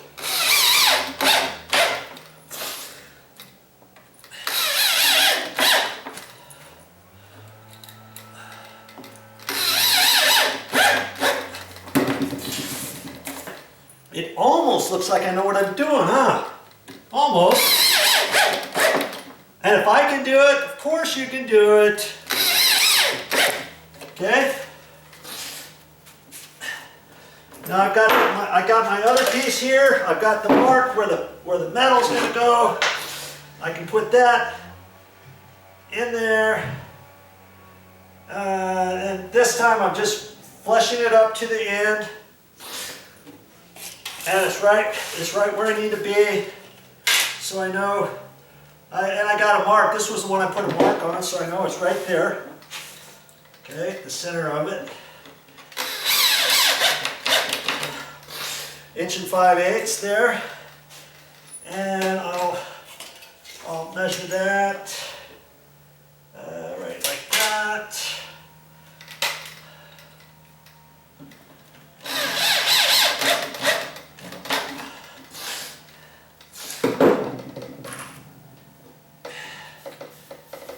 More. Okay. There. Now I can put my strip there, right? Like that. And I'm going to screw that in. I'm going to follow the same pattern as my other screws. Pretty much. Okay.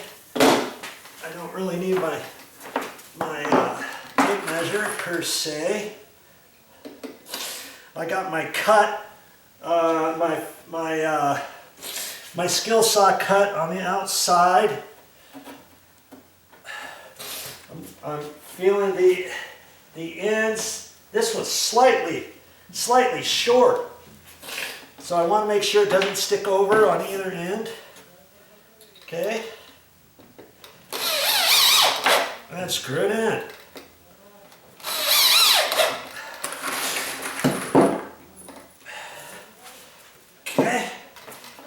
And I'll push this one in tight at the bottom, if I can, like that.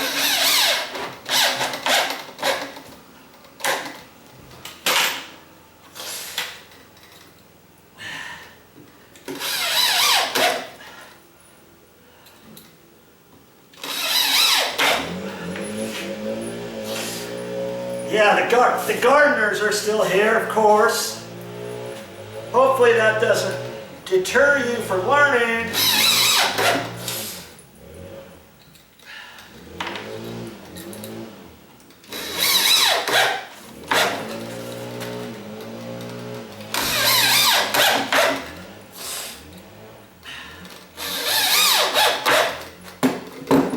This sinks right on in, it's fine. It's working fine, I'm glad.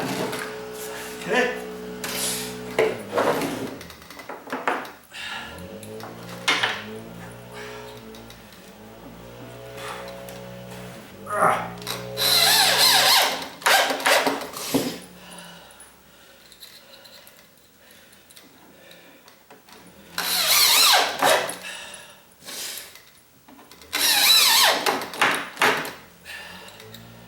Okay.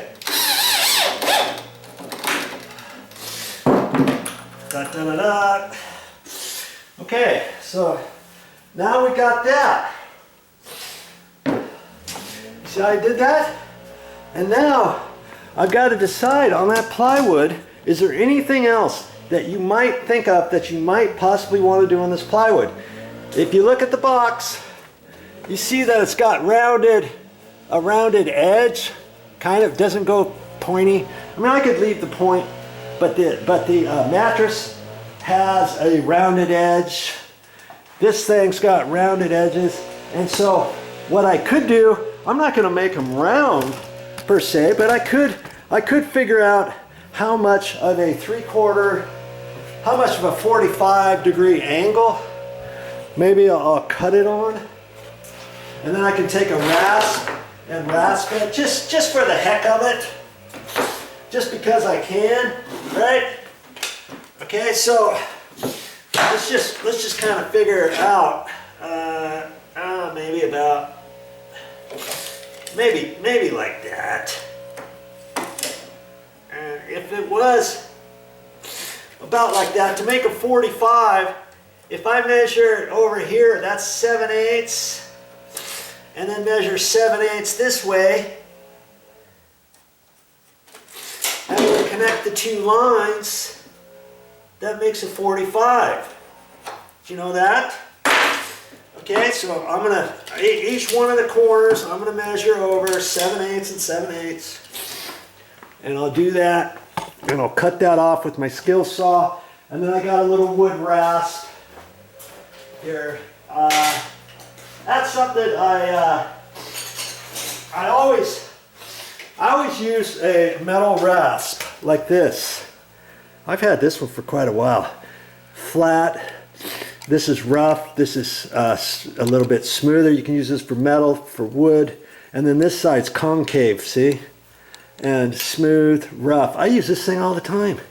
And so I'll just use that to rasp on the edges. 3/4 by 3/4, or 7/8 by 7/8, right? 7/8 by 7/8.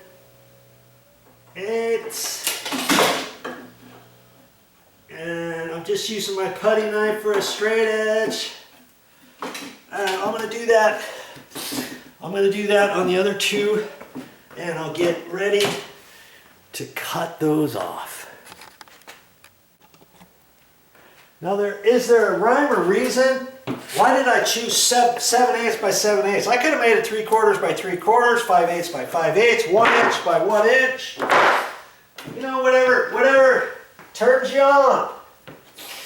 Okay, so I'm just going to take my little scrap, and I'm going to do this one first. And see, I got it up plenty high.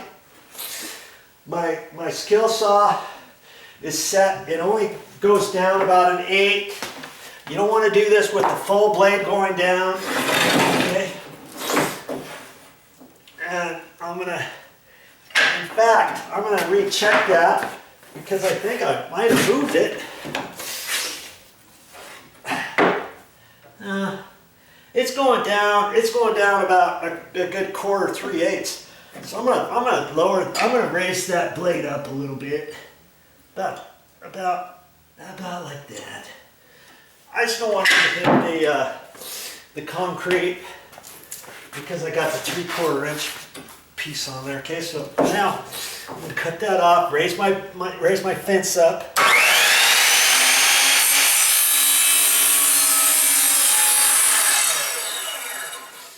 That's not my fence. That's my saw guard.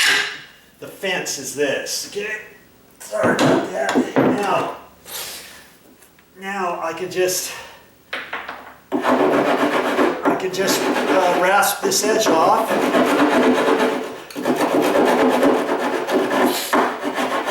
Like I said, I didn't have to do anything if I didn't want. I mean, at that point, if I wanted it any different, I could shave off a little bit right there and a little bit right there. I can do that. A little bit more.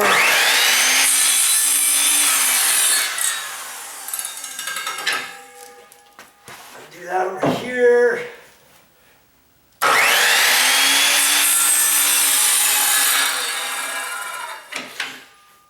Now look at that.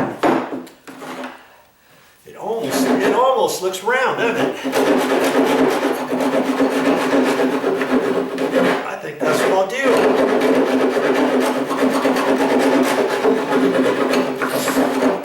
Okay. There. It's not perfectly round, but it doesn't have to be perfect. See? So I'm just gonna spend a few minutes, and I'm gonna get them all like that. Okay? You see anything hard about that with the rasp and the skill saw? I didn't think so. Okay, where I go, I'm gonna do that, and then I'll show you what I do next after that. Incidentally, look, I did have a chalk line, and it's got green chalk in it, and I forgot I had that. I had it in a black bag over here with all kinds of other goodies that I have. So I could have used that chalk line to make that long cut. So you know, every once in a while you might need this. You can use this as a plumb bob too. Sometimes you take the side and you get whatever color chalk. I usually like to use blue, but somebody put green in here from before, and that's, and I don't even have any chalk for this. So when that runs out, it runs out until I get some more chalk. So this could be something good that you might want to get for your arsenal. Okay, I got everything swept up. Now I've got all the curves on there, just using my skill saw. Look at that. Just using my skill saw and my rasp. What do you think about that? That's pretty good. Okay, so now I've got to measure and mark and cut for my 2x6s that go on the side. Now see, since I cut that angle, see, I'm gonna have a 2x6 on this edge standing up, and I'm going to have one on this edge standing up. But since I cut this edge, had I left that square, I would have started the 2x6 all the way to the end. But because I've made it at a slight angle, now I gotta kind of figure out what to make the length of that, and I'll just have to kind of figure this out here, because I don't want it to go beyond the curve, right? So the curve now is about 1.5 inches. So I'm gonna put a mark. Oh, that's 1.25 inches. Okay, I'm gonna put a mark at 1.25 inches on all these.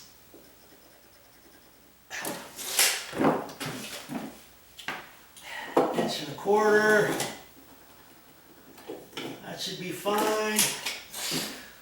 1.25 inches on this one.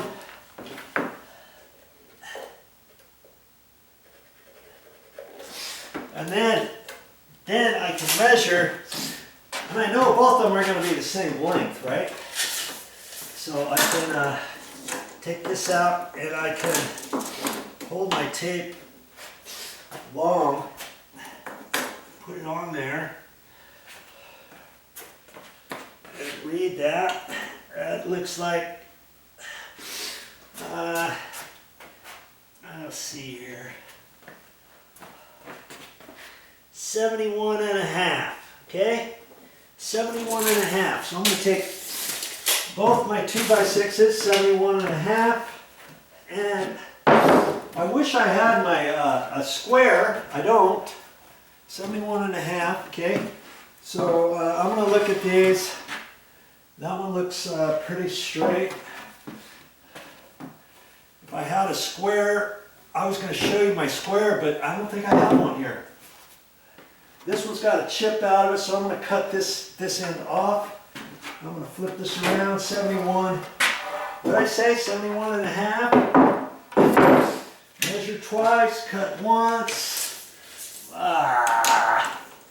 You probably remember. I forget now. Okay. Y'all, 71.5, right? Yeah, 71.5. I'm going to make it a short half. Okay, so I'm going to 71 and a short half is a 1/16 less than that, okay? Less than 71.5. And I could do 3 lines, or hold my tape there and make 2 more marks. There's my line. Okay. 71 and a half. Now I have to reset my fence. Boy, I got that on there tight, don't I? There. Push that all the way up. Put on my foot. 71.5.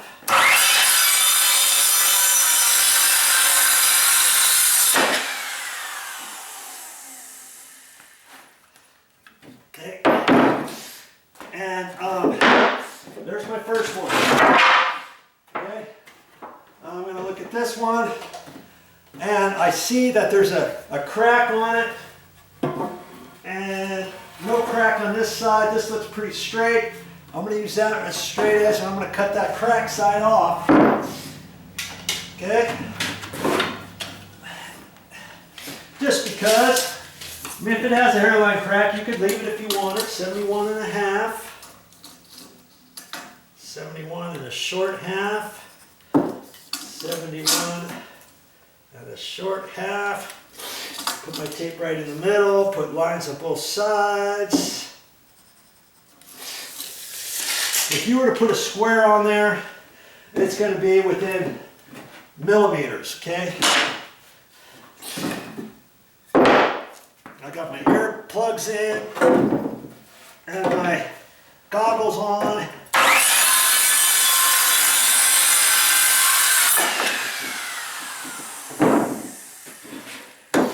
And I'm sure there's going to be a viewer out there that says, hey Joe, you shouldn't cut like that off your foot. You could cut your foot off. What are you doing? If you've ever been to a construction site and you watch guys who've been doing construction for 20 years, it's the same way they cut. There's no other way to cut it. They're not going to put it on a bench and use a skill saw up there. It just takes too much time. They do everything off the ground. Well, lots of people do everything off the ground. Or, you know, if one guy's there on a chop saw or something like that, and he's just cutting all day long and handing them to different people, that's something different. But I'm not going to, who's got time and the effort and the energy to set up all those tables and all that kind of stuff just to cut a 2x6, right? Okay, so there's my two. Now, since I got the skill saw out, because I just cut these, I'm going to cut the two legs for underneath, and I measured those and they come out to 6 3/4, and that's going to be just fine to fit underneath here. 6 3/4. Okay, so I'm going to use the side that I just cut off. All right, 6 3/4. 6 3/4, 6 3/4, both sides. 6 3/4. If I had a square, I'd just make one line, flip it around, get my square. Okay, but because I don't, I'm not going to cry about it. I'm just going to do what I need to do to get it done, right? 6 3/4. Make a mental note. Maybe I should, next time I'm at the hardware store, get a square for here. Or I might even have two squares at home, and I can bring one here, leave it mothers. Now I have to be careful with this one because it's a smaller block, okay? But I can still do it off my foot. 6 3/4.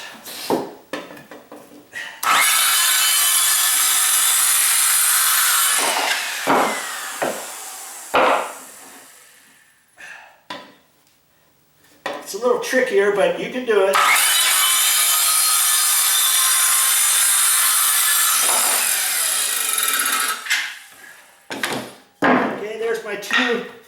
There's my two feet, right? Those are going to end up going underneath here. One there, like that. Okay? It'll be right in the middle. I can either run them that way or I can run them this way. I just have to decide how I want to do it. I think I'm going to run them this side because once they're in there, less likely to wobble around. I don't think it's really going to matter either way. But I'm going to put them that way. Okay, you can do them whichever way you want. Okay, so now I'm ready for the next step, right? And that is to put the side rails on. Okay, so I'm gonna I'm just going to sweep up some of this sawdust, and I'm starting to make a little pile over here, just so I don't get it traipsed over any place. And these aren't brand new 2x6s. I noticed they got a slight warp to them, but that's going to be okay because there's still a little bit of slop in there. Okay, and so I'm gonna put this.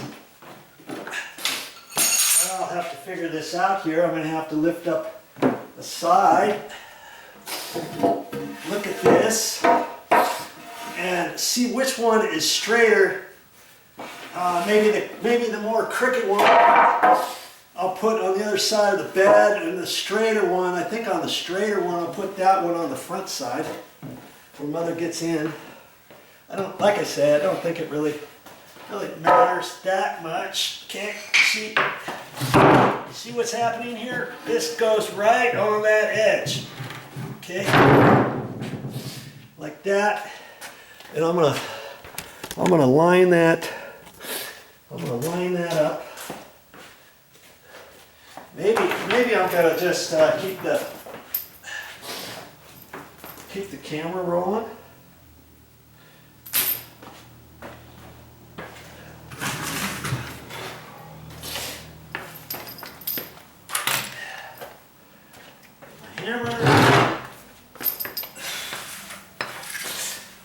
And that's why I put the 1.25" mark on there. Like that. And then I can check this other end to see how close it is. It's right on. Okay? And now I've got that really close there. Screw it in.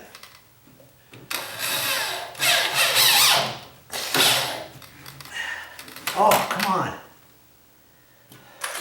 That felt like it spun, didn't it? It felt like it spun, but before I do anything, I'm gonna get this other end. I don't think it's sucked down tight before the top started spinning.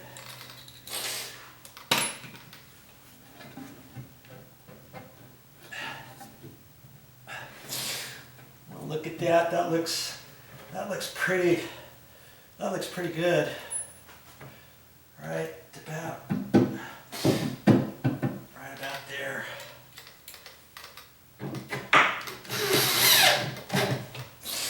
And see, I'm only going down 1.25". I could use 1 screws, right? I could. I think I have a few, but I had more 1.25", and if I'm careful, I should be able to use them. I'm just going to back out that first one. Okay. Now, before I do anything, and see, they might not be sucking up because I'm at a slight angle, so I'll go over at this side now. Lift this up. So the plywood is laying flat, and it's got a slight bow to it. I'm going to put the bow facing out. Okay. Ah, look at that. The screw came out. The screw came out because it's too short. I'll try putting in another screw just for the time being. And get this up. And I might have to use some longer screws. Maybe.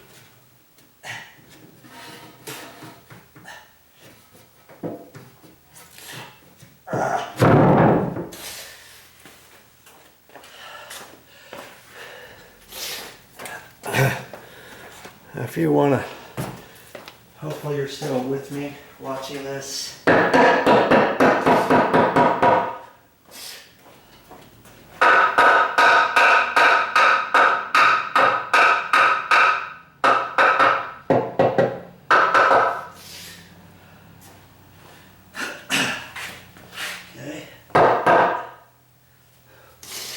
I'm gonna get a screw down here at the end. Let's see. Right where it's at. See, that one held. Why this other one didn't hold? Because like I said, the plywood was at an angle, so I'm trying to screw down through the angle of the dangle. You know?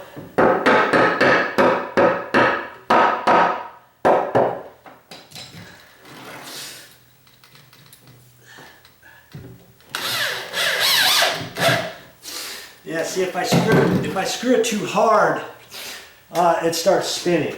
Okay, so I'm gonna see. I think I have some longer screws. Usually, whenever I do something, I always like to carry extra screws. See, so here I got inch. No, those are 1.25 inches. Here's some 2-inch. Here's some 2-inch, and I wish I had some 1.5 inches, but I don't. I have some at home. I usually carry 1.5 inches, 1.25 inches, 2-inch, 2.5, and 3-inch screws. Okay, so what I'm going to do is I'm going to use a few of these 2-inch screws. Okay, not all of them, and then I can use 1.25 inches for the rest. Does that make sense? Okay.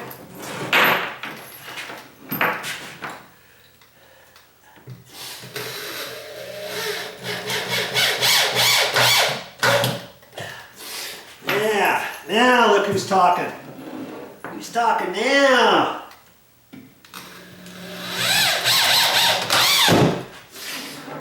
I'm not going to be defeated. Never. Hey. Whenever you do a project, if something goes wrong, you can say, hey, what would VideoJoe do?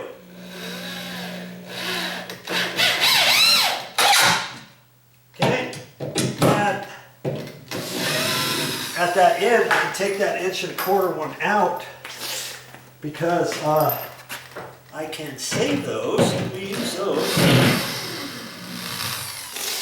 Okay, so on this side, I'm gonna put 2 more long ones, okay? 2 more long ones. Here's 1.5 inches I got in this 2-inch box. Let's see if, oh, that's a square head screw. Sometimes you get those, that didn't come in this box, that came from something else, okay? And so, I'm gonna take out the 1.1 inch. And this one had a slight bow in it. So now I can hit the middle. And it's not stuck out very far, but I had more room at the bottom than I did the front. It's going to fit fine. Okay, so let's see. That's 1.5 inches. Here's 1.5 inches. I'm going to save that in case I ever need it for something else. Okay, and now I got an 1.5 inch screw, and I'll save that for something else. And then I have some 1.25 inches. Now see, if I didn't put those blocks in the middle, look, I could stand up on here, but it's still slightly bowed. I can see, and so that's why I'm going to put those legs under there. That's going to be kind of tricky in itself. Now these, I'm just not going to try to sink them in tight. I'm just going to make them snug.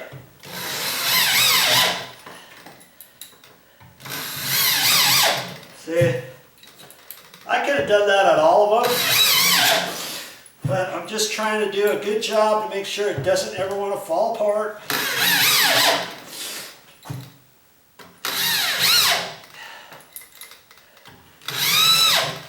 Okay.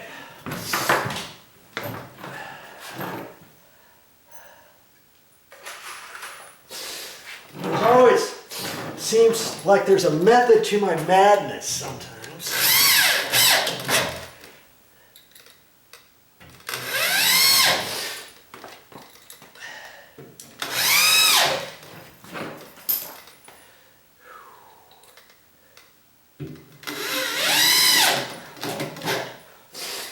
That spun because I did it too hard. And the reason why is because it hit harder wood here. So I'm just going to take that and move it over. Okay. Now there's the essence of my box. Okay. Now the tricky part is to get those 2x6s in there and to know exactly how to hit them. You know what I mean? Because I've got to line them up, and they're a little bit higher than the rest of the box. You see, because those legs are going to fit down all the way. I think yeah. Dang it. I just messed up. I can't use those blocks. I measured from the very bottom. And I had enough too. Damn it. I had enough. Because see, these go from the top down, and I measured 6 3/4 from the bottom of the 2x6 on down to the floor. Silly rabbit. So those 6 3/4 inch blocks aren't going to work. It's 6 3/4. It's 6 3/4 from the very bottom. From the very bottom here.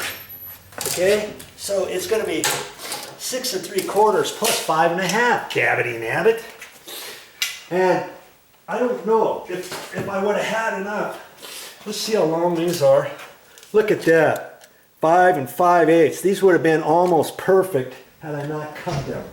See what happens? See what happens sometimes? I was going too quick, and I should have been mindful. Okay, so now I gotta put my my thinking cap on. I may have to cut these two blocks just a hair shorter for the length, and go like that, and then I can screw that on the side of one. You know what I mean? And or I can take this plywood. Here, I've got this little piece of plywood, remember? I can cut the plywood in half, put it on the back side, screw that in with 1 1/4 screws. And that'll work. I can cut this in half. There.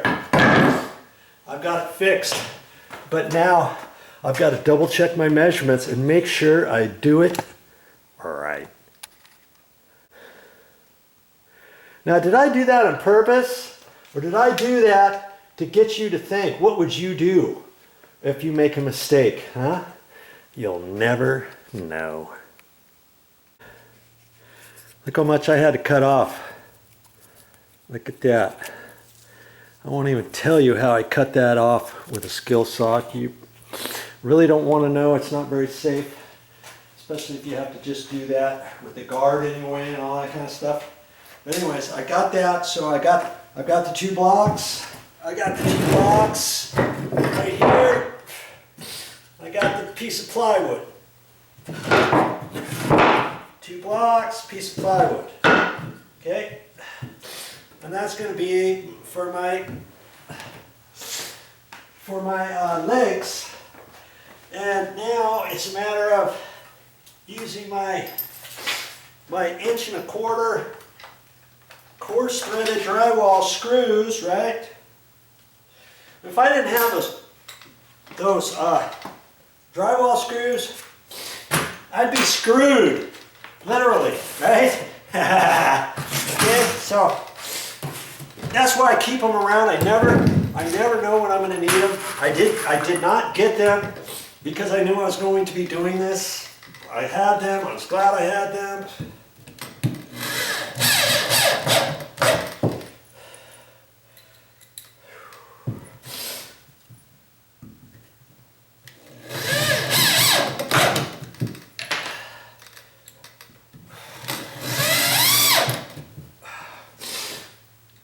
This is going to work, right? This is my legs.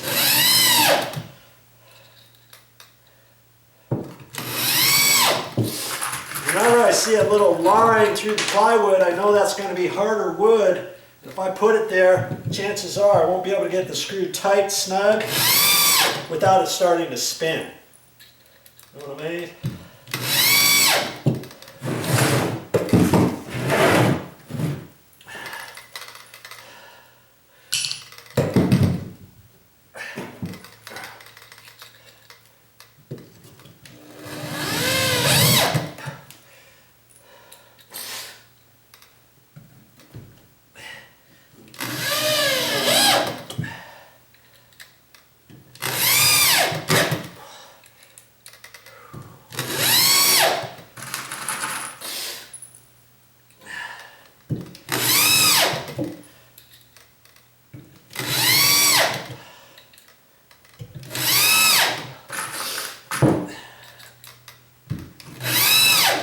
Okay, there you go. There's my two legs that are going to fit underneath here.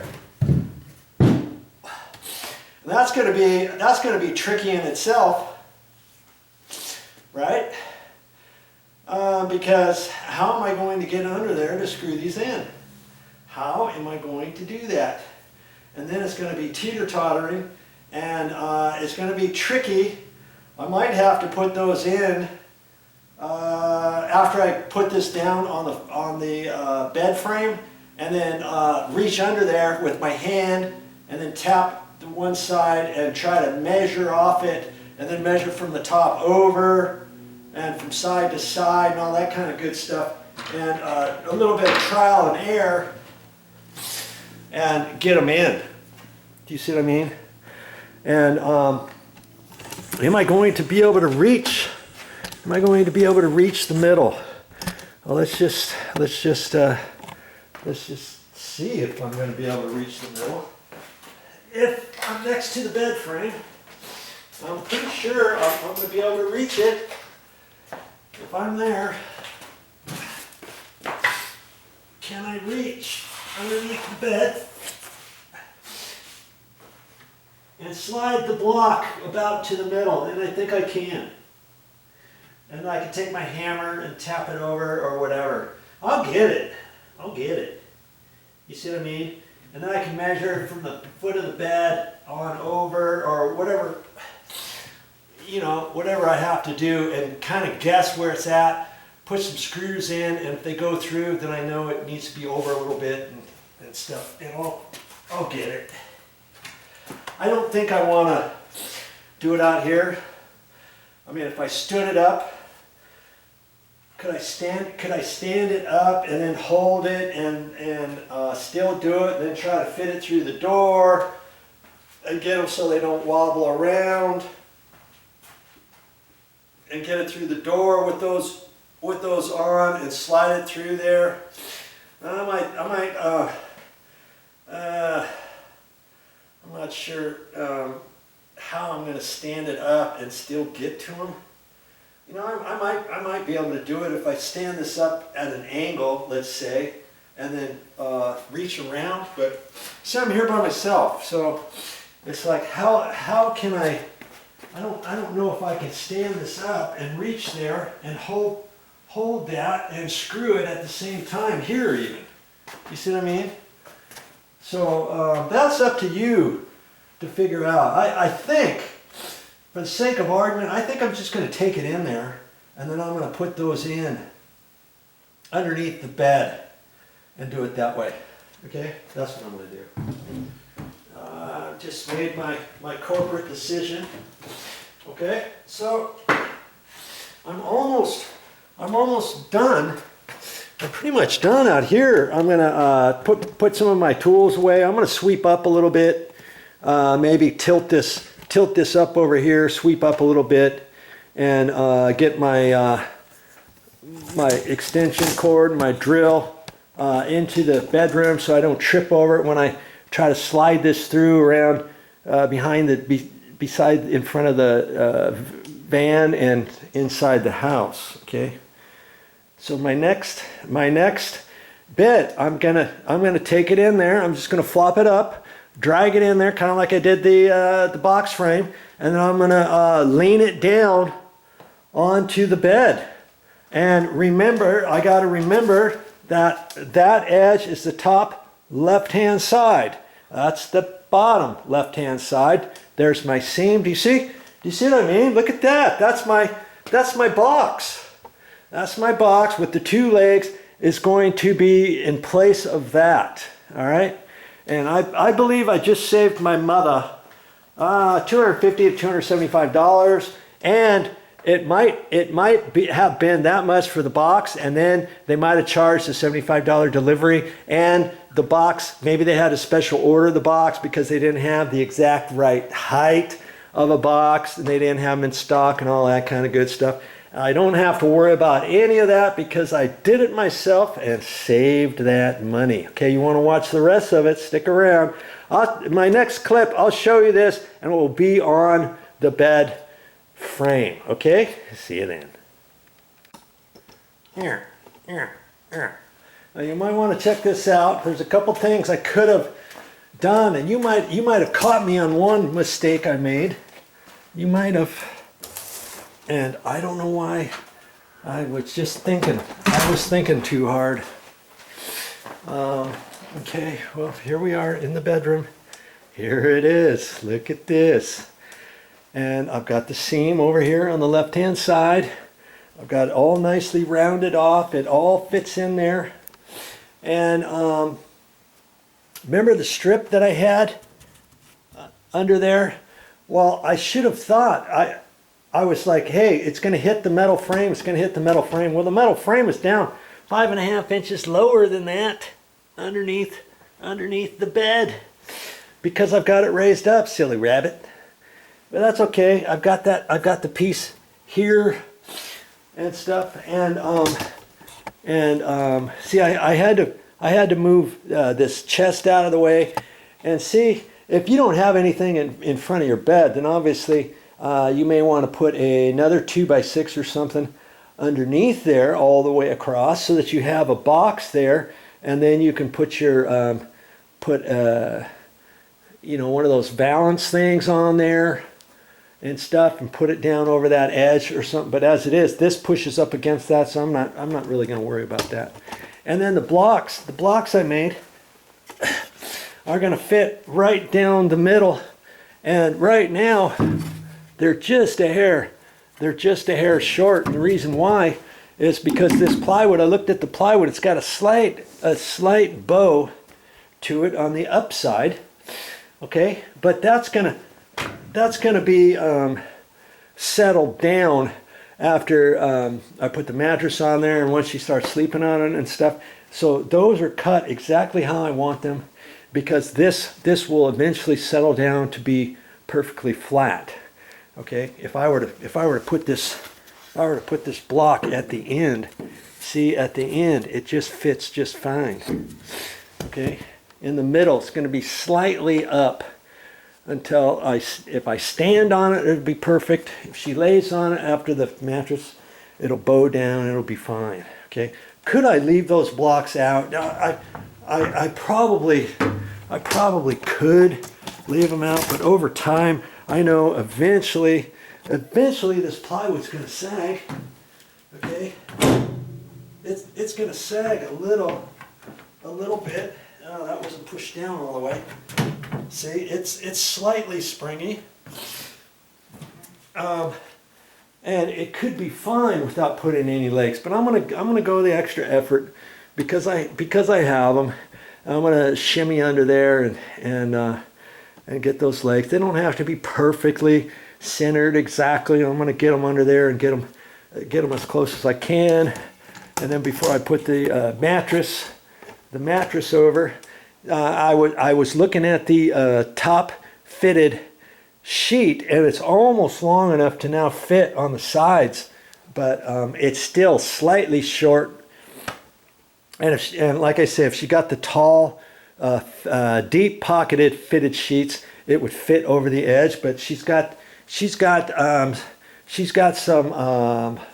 winter sheets we're going to take that and we're going to take it on here and we're going to fold it down over the edge before I put the mattress on. You see what I mean? And then that's going to cover that 2x4. The 2x4 doesn't look much different than the black, other than now it's a wood color on this side. And the only one you're ever going to see is on this side, because nobody goes over in there on that side, and this chest fits in front. Okay? So, hey, it looks fine. I think she's going to like it. This has lowered it down about, what was I saying, about 2.5 inches or so, and I think she's going to like it. Okay, so my work isn't done exactly yet. I've got to take these. I got my drill set up and stuff, and I'll get that down and get the bed ready to go. Show you what it looks like when I'm done. Hey, so one thing I do, here's one other thing, that whenever somebody sets up a bed, it cracks me up. I don't know how many times I've met guys where they set up a bed and they don't do this. After you set up the bed, you want to make sure it's coming square off the wall. And the way to do that is you measure off the side of the wall. And here I got 46 and almost 47 inches. And I come over here and I got 46 and along 3/4, and there's already a hole kind of pushed down into the carpet, and that's close enough. If it was way off, I would move this over. And it's a good thing to do that, because lots of times you can have your bed off as much as an inch or an inch and a half, and then it's not coming square. And if it fits into the rails, maybe the rails are crooked, or if you've got some slop between your rail and your box, let's say, like some beds do, it's not lined up straight and all that kind of stuff. So now is a good time to check that, and I'm going to decide, I think, to just leave it alone. Yeah, because this foot is kind of dug down into the carpet and stuff, and I think I'm going to leave it because it's within like 1/8 of an inch. It'll be fine. It'll be fine that way, okay? But check your bed out and see. I don't know how many times I've checked beds and they're crooked. I don't like that. Not on my watch. Now, as for these feet under there, I'm going to go ahead and put 2. This one down here is going to be kind of tricky, but you know, it's going to be about right there, and then the other one, because I had to, I'm gonna put 2 there. Okay, so it'll probably be like that. That's where most of the weight is, anyways, not down there. But I could have gotten away with just one leg right in the middle. You see what I mean? It would have been fine. So, or I can put 2 in the middle, kind of like that. So, is there a rhyme or reason? Does it have to be exactly center to center or whatever? No. Just so you get something for the weight, so it doesn't want to spring down. You choose. Do what you want. I'm just giving you some ideas here. And here's another thought for you too. I've got over 6 inches on the side between the carpet and the bottom of the metal frame. You might want to think about if you need extra storage, and I just did some videos and posted them on my YouTube channel about adding extra storage in your bedroom. I got long plastic bins from Walmart and slid them under, and those are about 6 inches tall. So if you got a little bit more than 6 inches, then you can slide them under there. So if you want to do that, then you might want to be strategic about where those two get located or something like that. Slide those bins under there. You can slide them lengthwise. They have different sizes. They got shorter ones, and maybe you stack one from right to left to the center, and then one from left to right on this side, and you boom, boom, boom, boom, boom, boom. And you could probably put 8 of them under there. Or if you get the long ones, you can put long ones over on this side, short ones over there, long ones on this side, and then a couple long ones going this direction instead of that direction or something. And trust me, those little plastic bins work really good, and I've seen them at Home Depot. All right, there's your tip for the day. Okay, here's what I'm going to do for the bottom. I just took a bottom sheet, and this is one of her Oh, it's a felt type sheet for winter.